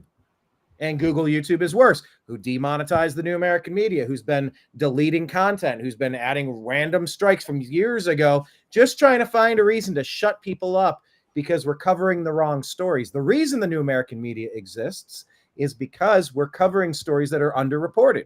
So yeah, if you don't like the Seth Rich story, if you don't like all of we cover stories that need to be covered. They don't like it, so they start messing with our accounts. Zuckerberg's always been about that life. I'm not letting him wash his hands of this and go, I don't know. The wolf in sheep's clothing came on knocking at my door and I was just scared. It's like, nah, pal. We have civil liberties and you violated them.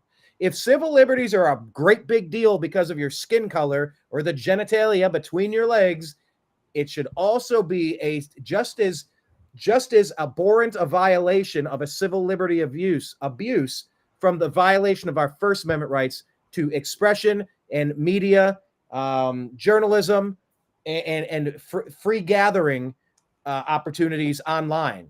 You don't get to get the protections of Section 230 while claiming to be a platform while you're acting actively like a publisher, deleting content, deranking content, deboosting content, removing content, boosting authoritative sources. It's fingers on all of the scales of justice, wrecking our First Amendment. These are civil liberty violations, and they are guilty as shit.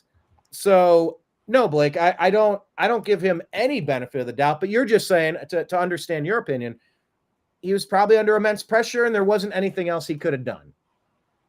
Am I close? Yeah, you're going to go along. Like I said, there's the two tales of two social media companies. You got Telegram trying to say, no, screw off. No, this is for the people. This is a privacy thing. Or is it Facebook? You go along and you don't get arrested and you get to enrich yourself and be successful. Yeah, it's tough. The Telegram guy, he's principled, and obviously he needs to get out of there, and there should be a massive, pushback on people to try to, call for his release. This is BS. So yes. He's the good guy here, who stood strong and principled and with balls and courage, and now he's paying the price. And Zuck, at least he's admitting that now. So it is embarrassing for the establishment now that Zuck has at least said, hey, we were under pressure and we shouldn't have done that. So now, just like Trump, just like when Trump says they're not coming after me, they're coming after you. I just happen to be in the way. They're not coming after the guy at Telegram. They're coming after Elon. They're coming after Zuck. They're coming after everyone. They don't want any ability to combat the lies and propaganda that the Smith-Mundt Act created when Obama lifted it, so you could turn U.S. media operations into full-fledged propaganda arms of the lying federal government. I mean, they're coming after all of us. They only want George Snuffleupagus to be delivering the lies of the day. Oh, it's Peppermint Patty. Tell us, Peppermint Patty, what are the lies of the day? It's insanity. Journalism is important. Freedom of expression is important. Questioning everybody with boldness is important. And I'm not letting Zuck off the hook with this one. I want some retribution. He's guilty of a pile of civil rights abuses, wrecked my company, and I'm not going to let him off the hook for it. All right, 2 more topics, and we will wrap today's show up. Yeah.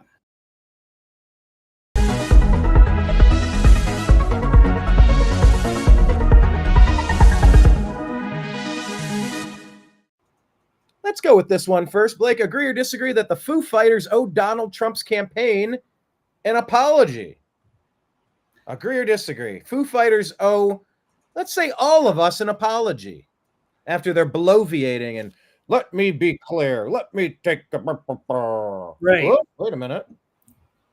Yeah, no, I would agree. They definitely owe MAGA Nation an apology, and Donald Trump and the campaign after this debacle between just over a stupid just a song intro. RFK Jr. comes out, they play "There Goes My Hero," and now it's all this big licensing snafu. And then the Foo Fighters got called out on it, and they were like, "No, and that's BS, and we never gave them credit, and we're going to take all the proceeds and any of the royalties, and we're going to donate it to Kamala."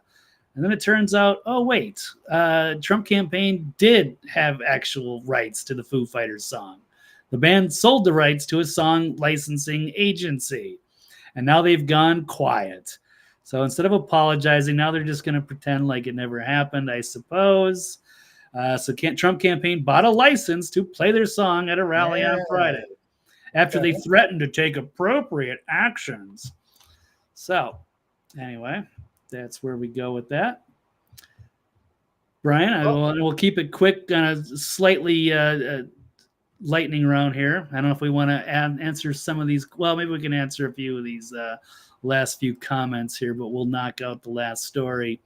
Brian, do you have a comment on that? Because I got to go in about 8 minutes. No, just, come on, Dave Grohl. The Democrat Party of today is nobody's friend.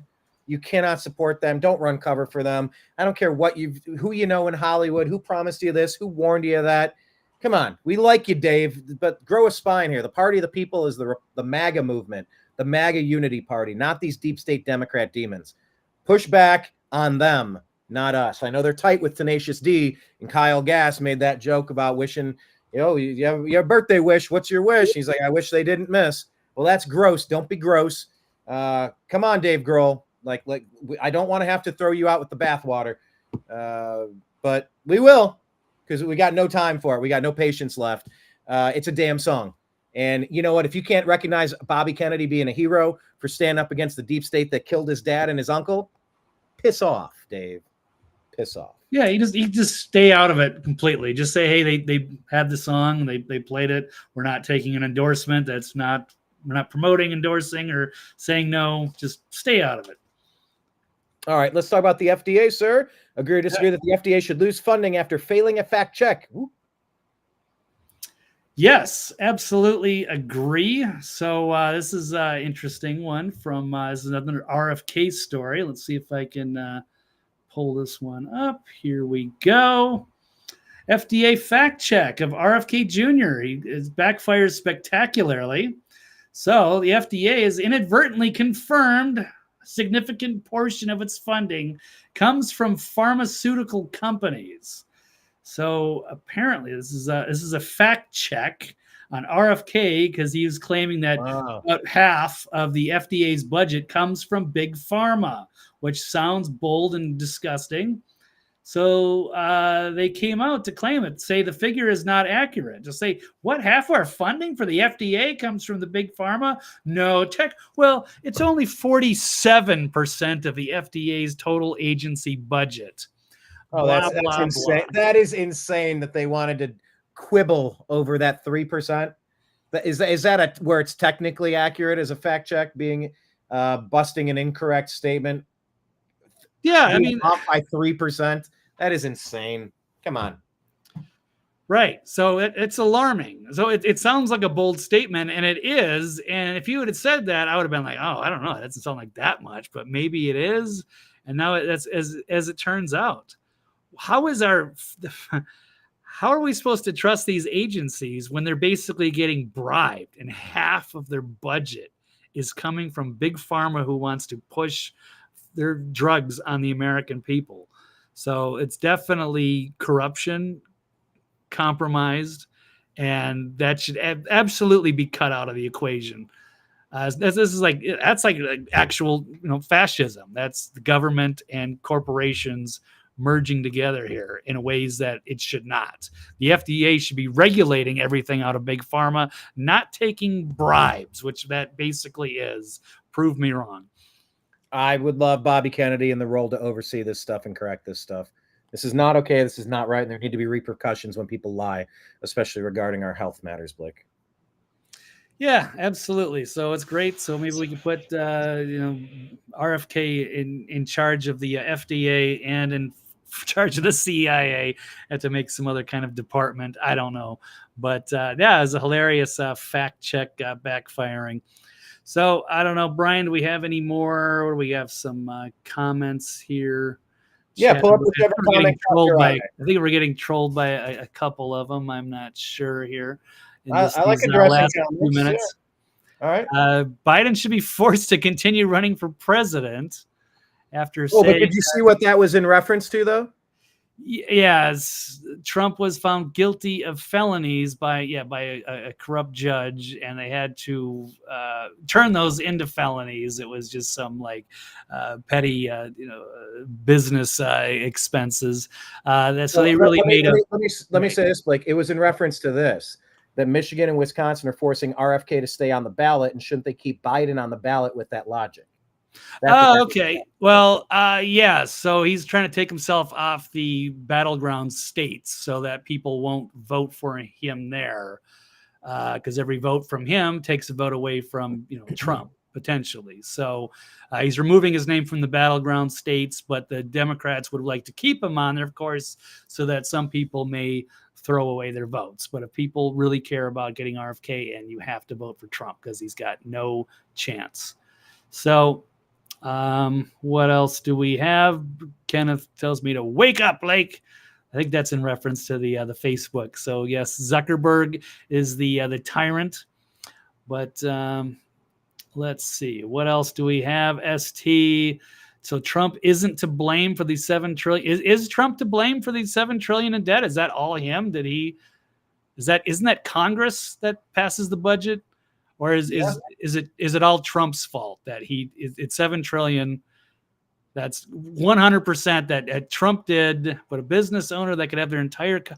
Seems like small businesses were doing pretty well before the pandemic. So I'm not really sure what the point is, or that was a deep state. It seems like if there's any deep state conspiracy, it was to push this pandemic and basically tank the economy and make ballot drop boxes and mail in ballots. At the same time that Kamala is encouraging riots across the country and donations to the Minnesota Freedom Fund to bail out the violent rioters, to make it seem like a racist country with a shitty economy. Oh, look, you got to vote Democrat now. Right. They definitely capitalized and pushed that nonstop for 6 months, 8 months, 9 months. It was awful. Right. So I'm not really sure how on point that is to put too much blame. Again, is there anybody, who are you going to vote for then? What's the purity test? Who passes the test that has a chance to win? Because you could say, oh, Thomas Massey. Well, he's not running for president. So that'd be great. Yeah, sure. We could agree with Thomas Massey. I don't know if he would have that much of a chance to begin with, even though he's great, or Rand Paul or some of these people. It's clear that it's Donald Trump, and they've got the good team going on. So it seems like that there's the sides, and I don't agree with 100% of it. I certainly won't. But there has to be a compromise, and I'm not going to be a cultist. We're going to hold people accountable. But meanwhile, we have to get Trump elected, or we have zero chance. It's over. What about this one from ST? Deep state can't simultaneously be so powerful that Trump couldn't overcome it, but weak enough that Zuck should have. I don't know what to make of that. I mean, clearly this country has been sort of hijacked in a way. when they performed the coup by taking out Kennedy. And it was the military-industrial complex that Eisenhower warned us about at his farewell address. And then they blew JFK's head off, and they covered that all up. And we saw it's Mike Pompeo who's in charge of not allowing that information to be public, who was the former CIA guy. So yes, the deep state is extraordinarily powerful with the entire intelligence apparatus with FBI, CIA, DHS, NSA. Yeah, it's a lot for one man to overcome here. So I don't know exactly what are we supposed to do. So I think headway has been made against the deep state, and I think Zuck should have stood up like Elon Musk did. That's what being a man is. You kind of have to see the greater good and stand up. The only thing it takes for evil to succeed in this world is for the good men to stand by and stay silent. So yeah. Also, ST says that the song isn't even that great. I like "There Goes My Hero." It's a good song. It's a little a little cliche, but I think it's a good song. Blake doesn't like Foo Fighters, so you'd agree. Yeah, there's a couple of their songs that are okay. They're kind of fun and catchy, but I always thought they were just kind of lame pop rock. It's for the I don't know. No worries. All right. Not Blake, my I know you need to run. Final words for you. Tell us about the show tonight. Tell us where to follow you, and any final thoughts that we didn't get to.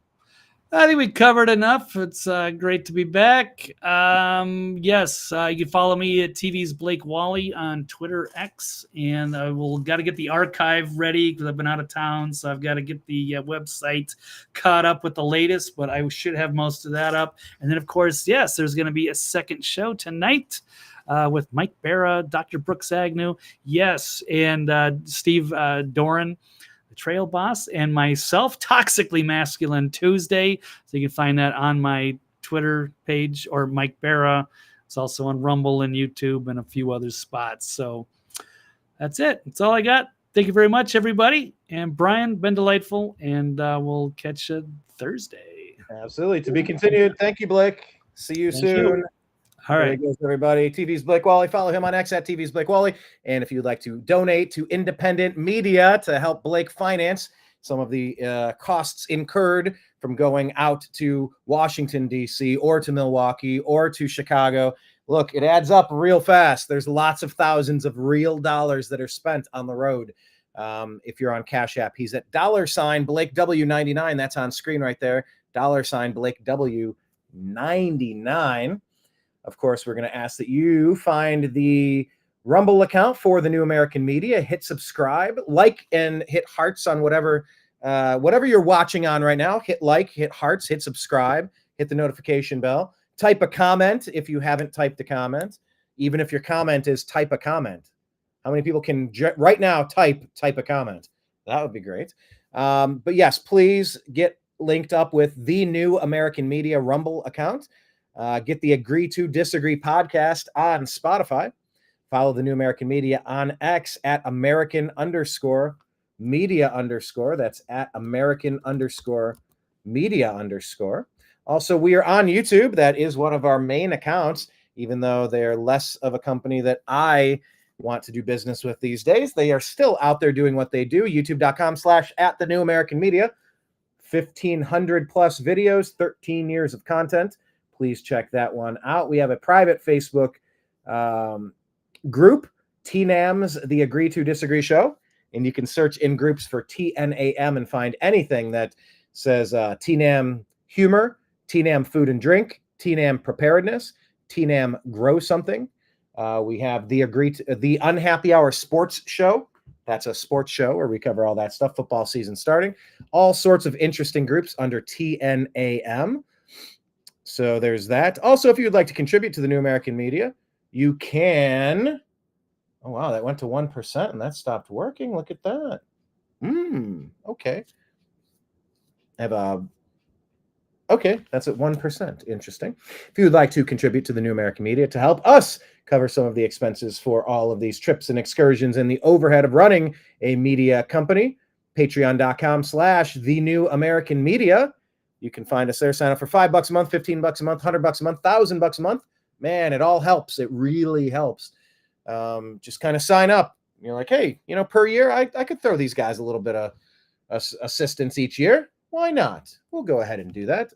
But that's on patreon.com/the New American Media. And as Kenneth would remind me, we're on Venmo at Brian Engelman at BrianEngelman. So there's that as well. Where else are we? Truth Social, The New American Media.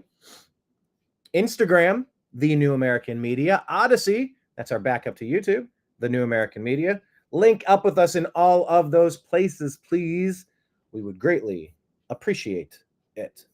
So, on behalf of TV's Blake, Walley, and Kenneth, and everybody else in the chat room, including Keith, and ST, and Frankie Brown, and some of these other people that we read their comments, but I can't see them now. Where did they go? Let me call in. You want to call in? Call Skinky. Oh. Kinky Birdie. Oh, could this be a train wreck if I let somebody call in? What is it you want to discuss? What is the topic? What is the topic you wish to discuss? Tell you what. Here you go. That's the link. That's the link that you can jump into the show. What I'm going to do is this. I'm going to stall for a moment, and I'm going to show you the profile for the New American Media on X at American_media_. I will give that person who wants to call in just a moment. Click that link. Click it again, whatever it asks you, sign up, and you don't have to start an account. You can join as a guest. Click that and you can join the program. I'll give you just a moment or two. If you jump in a moment, I will see what you got to say, at the risk of Lord knows how this is going to go. Let me just share with you the New American Media on X. Here we go. Any stories that we didn't get to?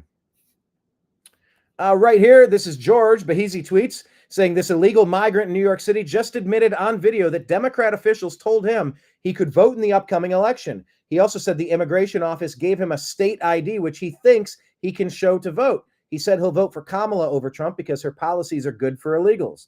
In other words, I was told a reference that as a migrant, I could vote. That's Nate Friedman, 97, the Nate Friedman Show. If you think this is a joke, then you haven't been paying attention to the tens of thousands of non-citizens who have been caught registering and voting across various states. It's a huge problem. Why else would they give voter information cards to migrants at the border? Red Wave Press says, but I was told illegal immigrants wouldn't be voting in our elections. Reason number 174839933 on why you can't believe anything Democrats say. George says, I usually believe the exact opposite of what Democrats say. Patriot Rebel says, didn't they also change the laws to say that it's not a crime to vote if you legitimately believe you can vote? I thought ignorance of the law is no excuse for breaking the law. Oh, unless you're trying to rig the 2024 election in a coup. The sign, stop. If you are not a citizen of the United States of America, it is illegal for you to vote. If you are not a citizen of the United States of America and you vote anyway, you may be convicted of a felony and deported. What do you mean may? Voting by non-citizens is a criminal deportable offense. Fox News reporting that 100 non-U.S. citizens voted in recent elections and begins the process to prosecute. Yes, prosecute to the fullest extent of the law. Deportations now, criminal offenses. And the non-governmental organizations pushing this need to be indicted. Tammy Bruce says this is an excellent reminder from Insurrection Barbie, saying, never forget Kamala Harris took a knee for George Floyd, but couldn't even be bothered to show up today to honor the 13 fallen heroes that lost their lives in Afghanistan. That's a shame. McKinley ISD, Texas, a motion was made by a board member, Chad Green, to not allow males to enter girls' locker rooms or to compete in girls' sports. Oh, that's easy to pass, right? That's easy. The motion did not receive a second, and thus it failed. No other board member would stand up for girls' rights. Homeschool your child. Anything to say about her? Here's an interesting interaction between Peppermint Patty and Don Lemon. I don't see anybody else has jumped in to the group. But hey, I put in there as host the studio restream link if you wanted to jump in. Yeah, that by then guy in the White House. Yes, the band plays on. Let them eat cake. Let's play the fiddle while Rome burns. All right, so MSNBC's Jen Psaki, after Don Lemon reveals that most of the voters he spoke to, well, it's not good for Harris, and she seems visibly upset. Was there anything, what did they think about Harris? Did they have anything to say about her? They did have, listen, it depends on where you are. We went to a number of different battleground states in Pennsylvania, Ohio, we were in Michigan, Indiana, on our way, obviously, Illinois, on our way to Chicago. And it sort of depended on where you were. Pennsylvania, well, I shouldn't say Pennsylvania, I should say Philadelphia, was a bit more liberal, and the answers to the questions about her and him were quite different. But for the most part, in Pittsburgh or in at the Jersey Shore and in Atlantic City, in Ohio especially, many people did not know who she was, right? They weren't familiar with her. So I think she has to reintroduce herself. She's hiding. It's the John Kasich effect. The general public is more likely to vote for a generic Democrat than a specific Democrat, for a generic Republican versus a specific Republican. Once you get to know her, oh, you've got a lot to dislike. That's why she's trying to hide. This is their strategy. To the public. But for him, I think that they thought that he's better for the economy. And that, again, that he gave them, that he brought money into the community, and that he was on black people's side. So that's happening. That's interesting. This is Trump walking into a Vietnamese restaurant. Adam saying everyone who escaped communism likes Trump. You know, somehow, I don't know what it is, you'll have to explain it, but the Vietnamese community loves me and I love them. You know? I don't know how to explain it, but the Vietnamese community loves me and I love them.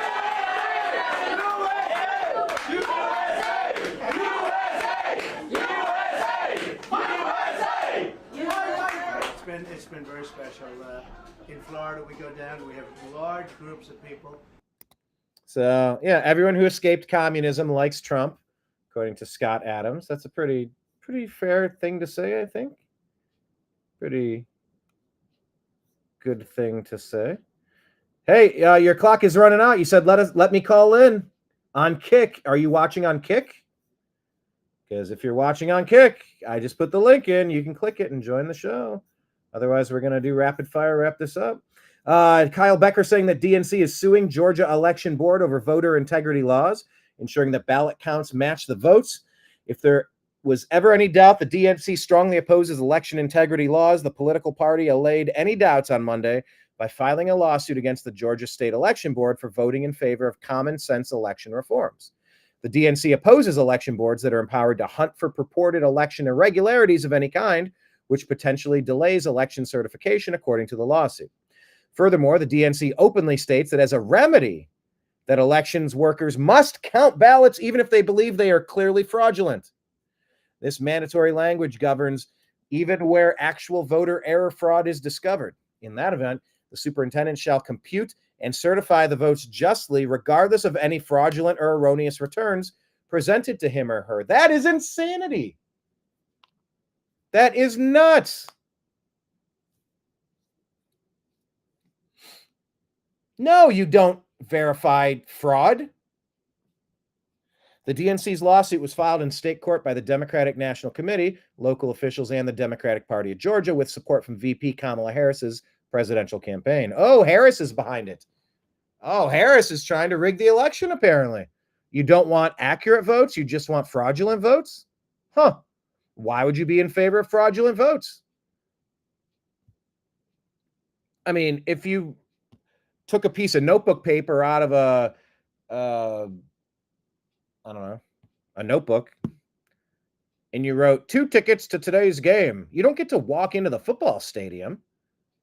It needs to be actual tickets, just like you don't get to walk into the country. I've been a guest in many states, many countries, and you respect your time there. You don't just move in and try to start imposing your will on others. There's a process. Follow it or get the hell out. Continuing the story, the DNC opposes the board's examination rule because it might lead to delays in certification, which the party claims is a right.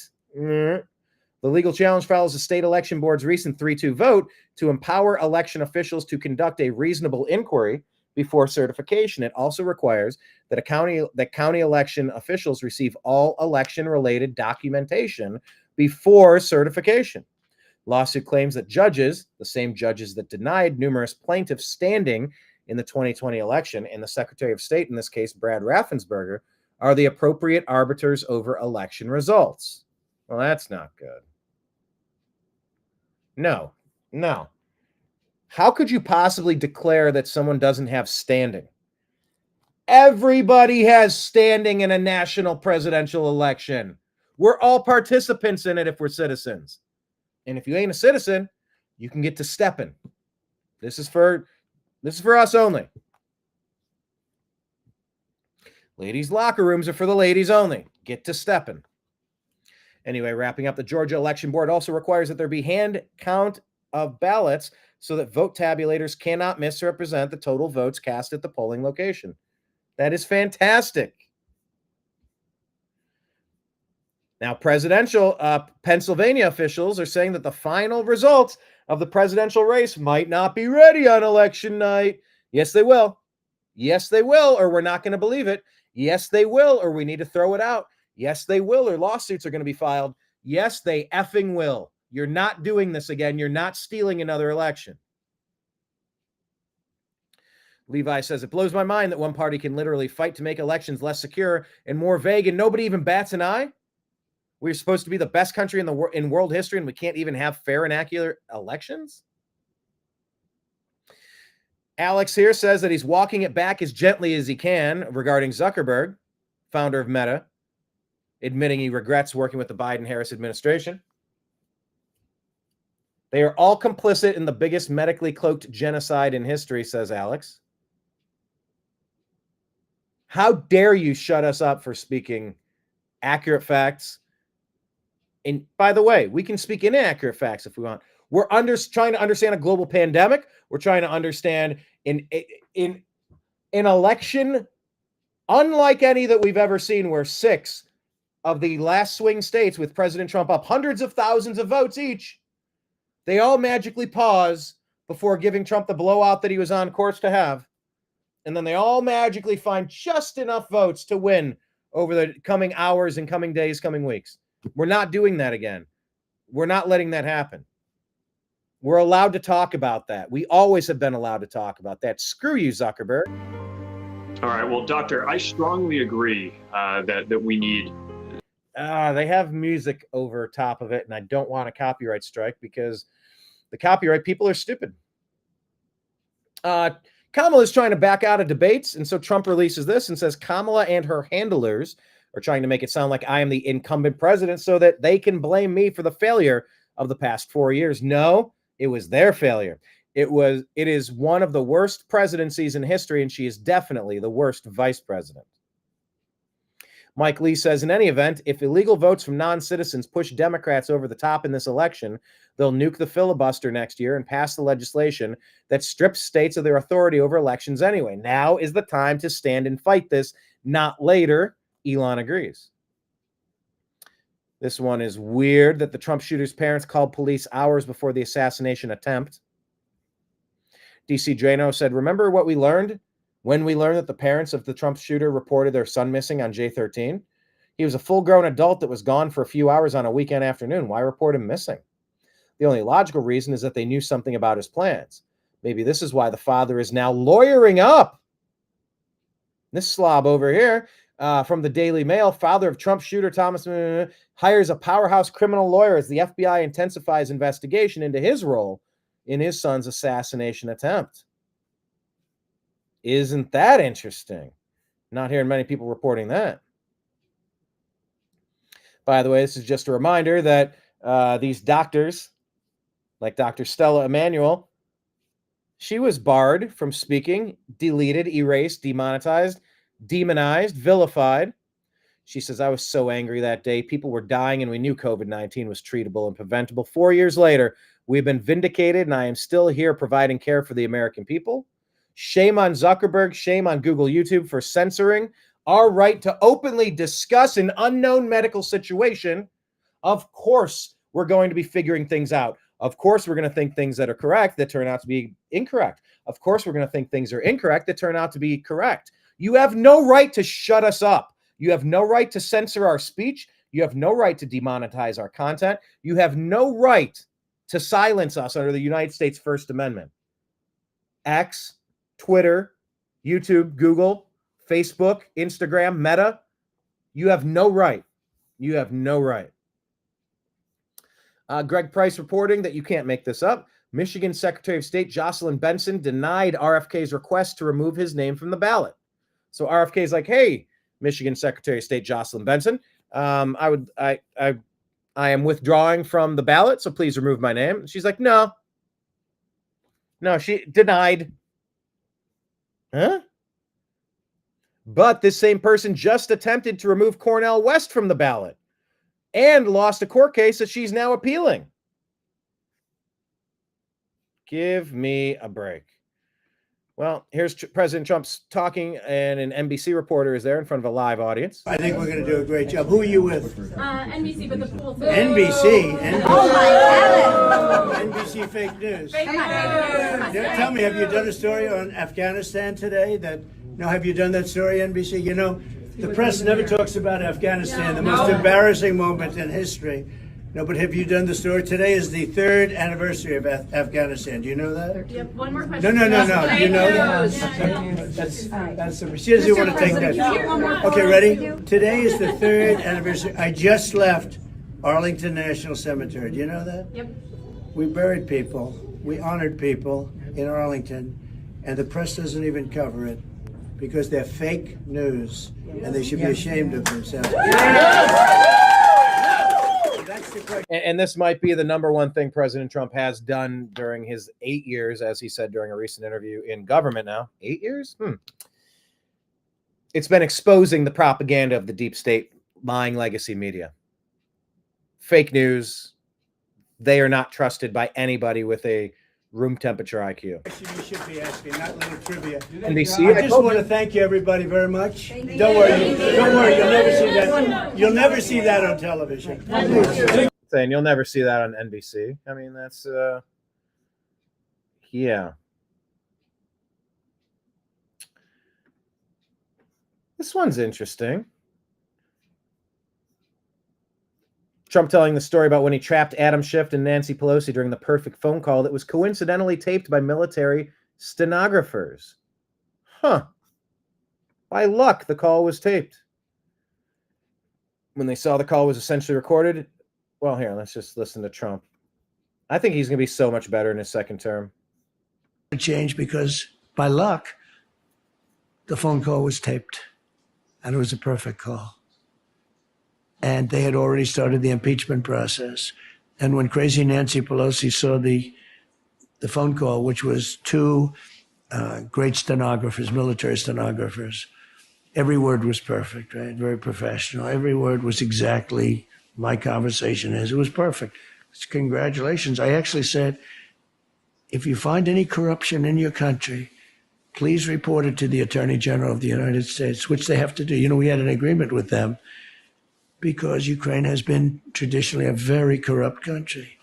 I said, if you find any corruption, please report it to the Attorney General. And what's better than that? And basically, I congratulated him on his victory. But when he went, and by the way, when they saw that the call was essentially recorded, they died.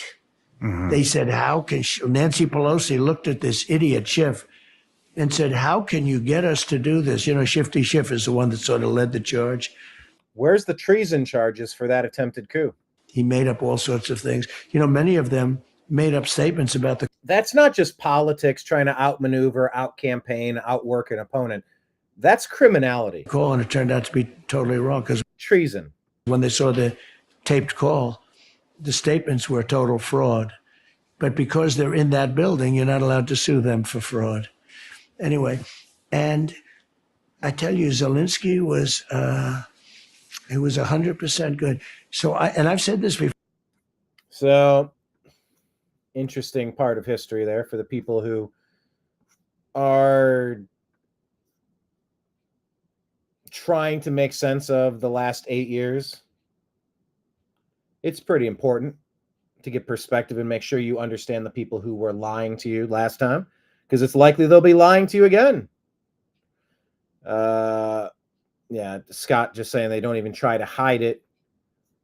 Democrats arguing that they face injury to their election chances if the rule is allowed in effect regarding examination. Trying to get fraudulent votes to get counted. No way. Democrats panicking because the state election board in Georgia is making it impossible for them to cheat.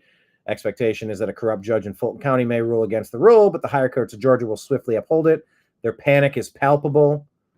Kind of love seeing that. Every state needs this now.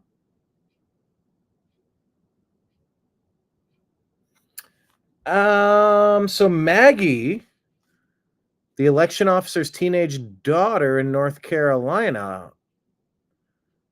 So Patrick Gannon, public information officer, NC State Board of Elections, had his daughter help determine where Donald Trump would appear on the November ballot.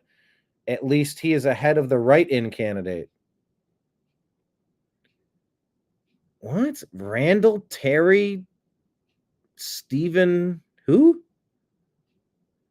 Yeah, they have Donald Trump like second to last on there. I don't know how much that matters. Actually, but I thought it does matter. I thought you're supposed to take an even number of those and you rotate through them. Nobody gets pole position in racing. Pole position is the number one spot. You're supposed to rotate that, right? If 1,000 people get Trump in first, 1,000 people have Trump in last, and then 1,000 people in the middle. It's supposed to be rotated. You don't just, that's not supposed to be a static thing, right? Especially if there's voter machines. This is very important here because we need to be talking about the failed Trump assassination plot more than we have been. Western Lensman says House GOP host forum on Trump's attempted assassination with Heritage. And here we go. This is Representative Elon Crane asking Dan Bongino, in your opinion, is the Secret Service in a better spot today with Director Rowe in charge? Here is the reply. Mr. Bongino, in your opinion, is the Secret Service in a better spot today with Director Rowe in charge? No, it's worse. And sadly, I'm glad this is all being recorded, because when something else happens, and I hope it doesn't, I pray to my Lord and Savior, Jesus Christ, that I'm wrong.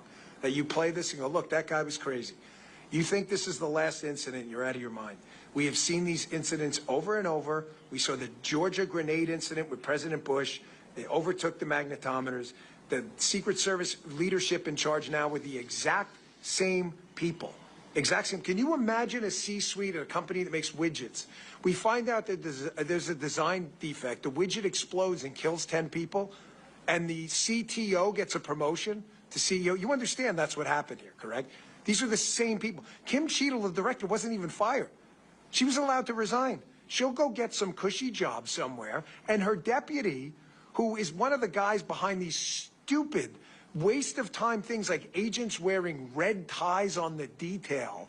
Because this actually happened, by the way. These people will tell you this under oath if you get the right people. He was concerned about the tie color of the agents on the detail because it seemed to imply he supported President Trump. Congressman Biggs wearing a red tie. You're wearing a semi-red tie. It has nothing to do with anything. This is the kind of stuff the Secret Service was actually wasting their time with while withholding CSU counter surveillance assets and counter sniper assets from probably the most threatened man on earth. If you can explain it, good luck, because that's not the agency I worked for. That doesn't sound promising. It just makes you wonder, do you want RFK and Trump to be in the same room again? Do you want to always keep them separate? Should Trump be having as many events? You know, he's got 2 months. He campaign every day, but is it safe to? Flip side is, like, you can't let the terrorists win, right? So, yeah. This one coming out, I'll let you check out the full video online, but this is from Kanakoa the Great saying Sergeant Tyler Vargas Andrews is a U.S. Marine sniper. Here he is testifying to Congress that he was denied permission to shoot the suicide bomber in Afghanistan who killed 13 service members and over 170 civilians. Plain and simple, we were ignored. Our expertise was disregarded. No one was held accountable for our safety. The withdrawal was a catastrophe. In my opinion, there was an inexcusable lack of accountability. Sergeant Vargas Andrews lost his right arm and left leg in that same explosion, which happened 3 years ago today. This isn't just 13 people. There's a lot of people that were injured and 170 civilians. These rules of engagement are not sustainable. Now, what is this? This is Kamala. It's a video. Appears to be real. Maybe it is. Maybe it's not. Terrible is putting this out there. Usually puts out good stuff, but something about this looks fake. I don't know what. But here's Kamala. What do you make of this? We're in the middle of a crisis caused by this pandemic that is a public health crisis. Okay. So this is maybe from a couple of years ago, I'm guessing. It's not time stamped. I don't know when it's from. But man, I've never heard her sound this inebriated before. About 10 seconds in, I mean, you really start hearing the words rolling into each other. We're in the middle of a crisis caused by this pandemic that is a public health crisis. We're looking at over 220 million Americans who just in the last several months died. We are in the midst. Last several months died. We are in the midst of a public health epidemic that has taken the lives. My goodness, does she sound inebriated here? Health epidemic that has taken the lives of over 220 million. Over 220. And by the way, you know the number that she's saying? 220 million Americans died from COVID. Is she going to get removed from social media for dangerous medical misinformation? Because she should by those standards, right? In the midst of a public health. Here, I didn't even hear the number she said the first time. We'll hear it. We're in the middle of a crisis caused by this pandemic that is a public health crisis. We're looking at over 220 million Americans who just in the last several months died. We are in the 220 million Americans in the last month died. midst of a public health epidemic that has taken the lives. Of over 220 health epidemic that has taken the lives. That has taken the lives. Epidemic that has taken the lives. Epidemic that has taken the lives of over 200. Of over 200.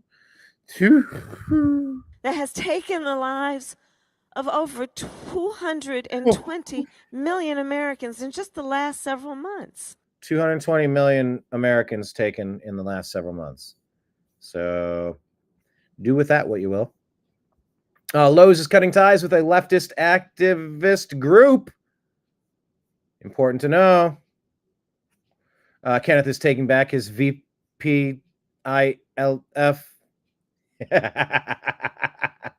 You're going to rescind your vice president that you'd like to feature? All right, you're taking that back. Wine mom. She goes from yeah to real quick, huh? Daily Wire reporting that Lowe's is cutting ties with a leftist activist group and scaling back DEI initiatives. Robbie Starbuck saying this full email sent by Lowe's executive leadership team this morning, confirming it was real when they contacted them, and a source said that changes are a direct response of their work. So, you know, going from racism against straight white males to maybe back to sanity. We'll see how much they do. A lot of DEI policies, growing backlash. So it's interesting. Robbie saying, I want to thank Shirley and Erica from the Lowe's DEI team. Without them both going to visit my profile on July 9, I never would have looked at Lowe's as a target to investigate. Thanks for unintentionally tipping us off and helping us kill woke policies and events at Lowe's. There you go. Yeah, DEI is BAD. All right. We will wrap it up for there. The rest of it can be found on X at American_media_. There we go. At American_media_. And go to Rumble. Subscribe to our Rumble account. Just a few more. We'll be in triple digits. Looking forward to that. It's been a slow burn over there, but I mean, some of our videos from the Democrat convention and the affiliated protests, I mean, many thousands of views with 100 subscribers. Same video on YouTube, 95. It's pretty nuts to be 50 times more reach on our tiny new platform. That just shows you how much Google YouTube is censoring people. That's why RFK and Tulsi are joining. They don't like this dystopian nightmare, this 1984 nonsense. So there's that. Hold on. I look like him, you know. Who do I look like? Kenneth, are you saying I look like somebody? Who's him? Who am I talking about? I'm talking about Rumble. Kenneth, who do I look like? Kenneth, don't make me go over there. Yeah, this YouTube video has 5,781 raw views. In the same video on YouTube, it's kind of wild. I look like Biden? I do have good drunk talk. I do that fairly well, don't I? Let me see. The same video has 41 views on YouTube. Same video, 41 views.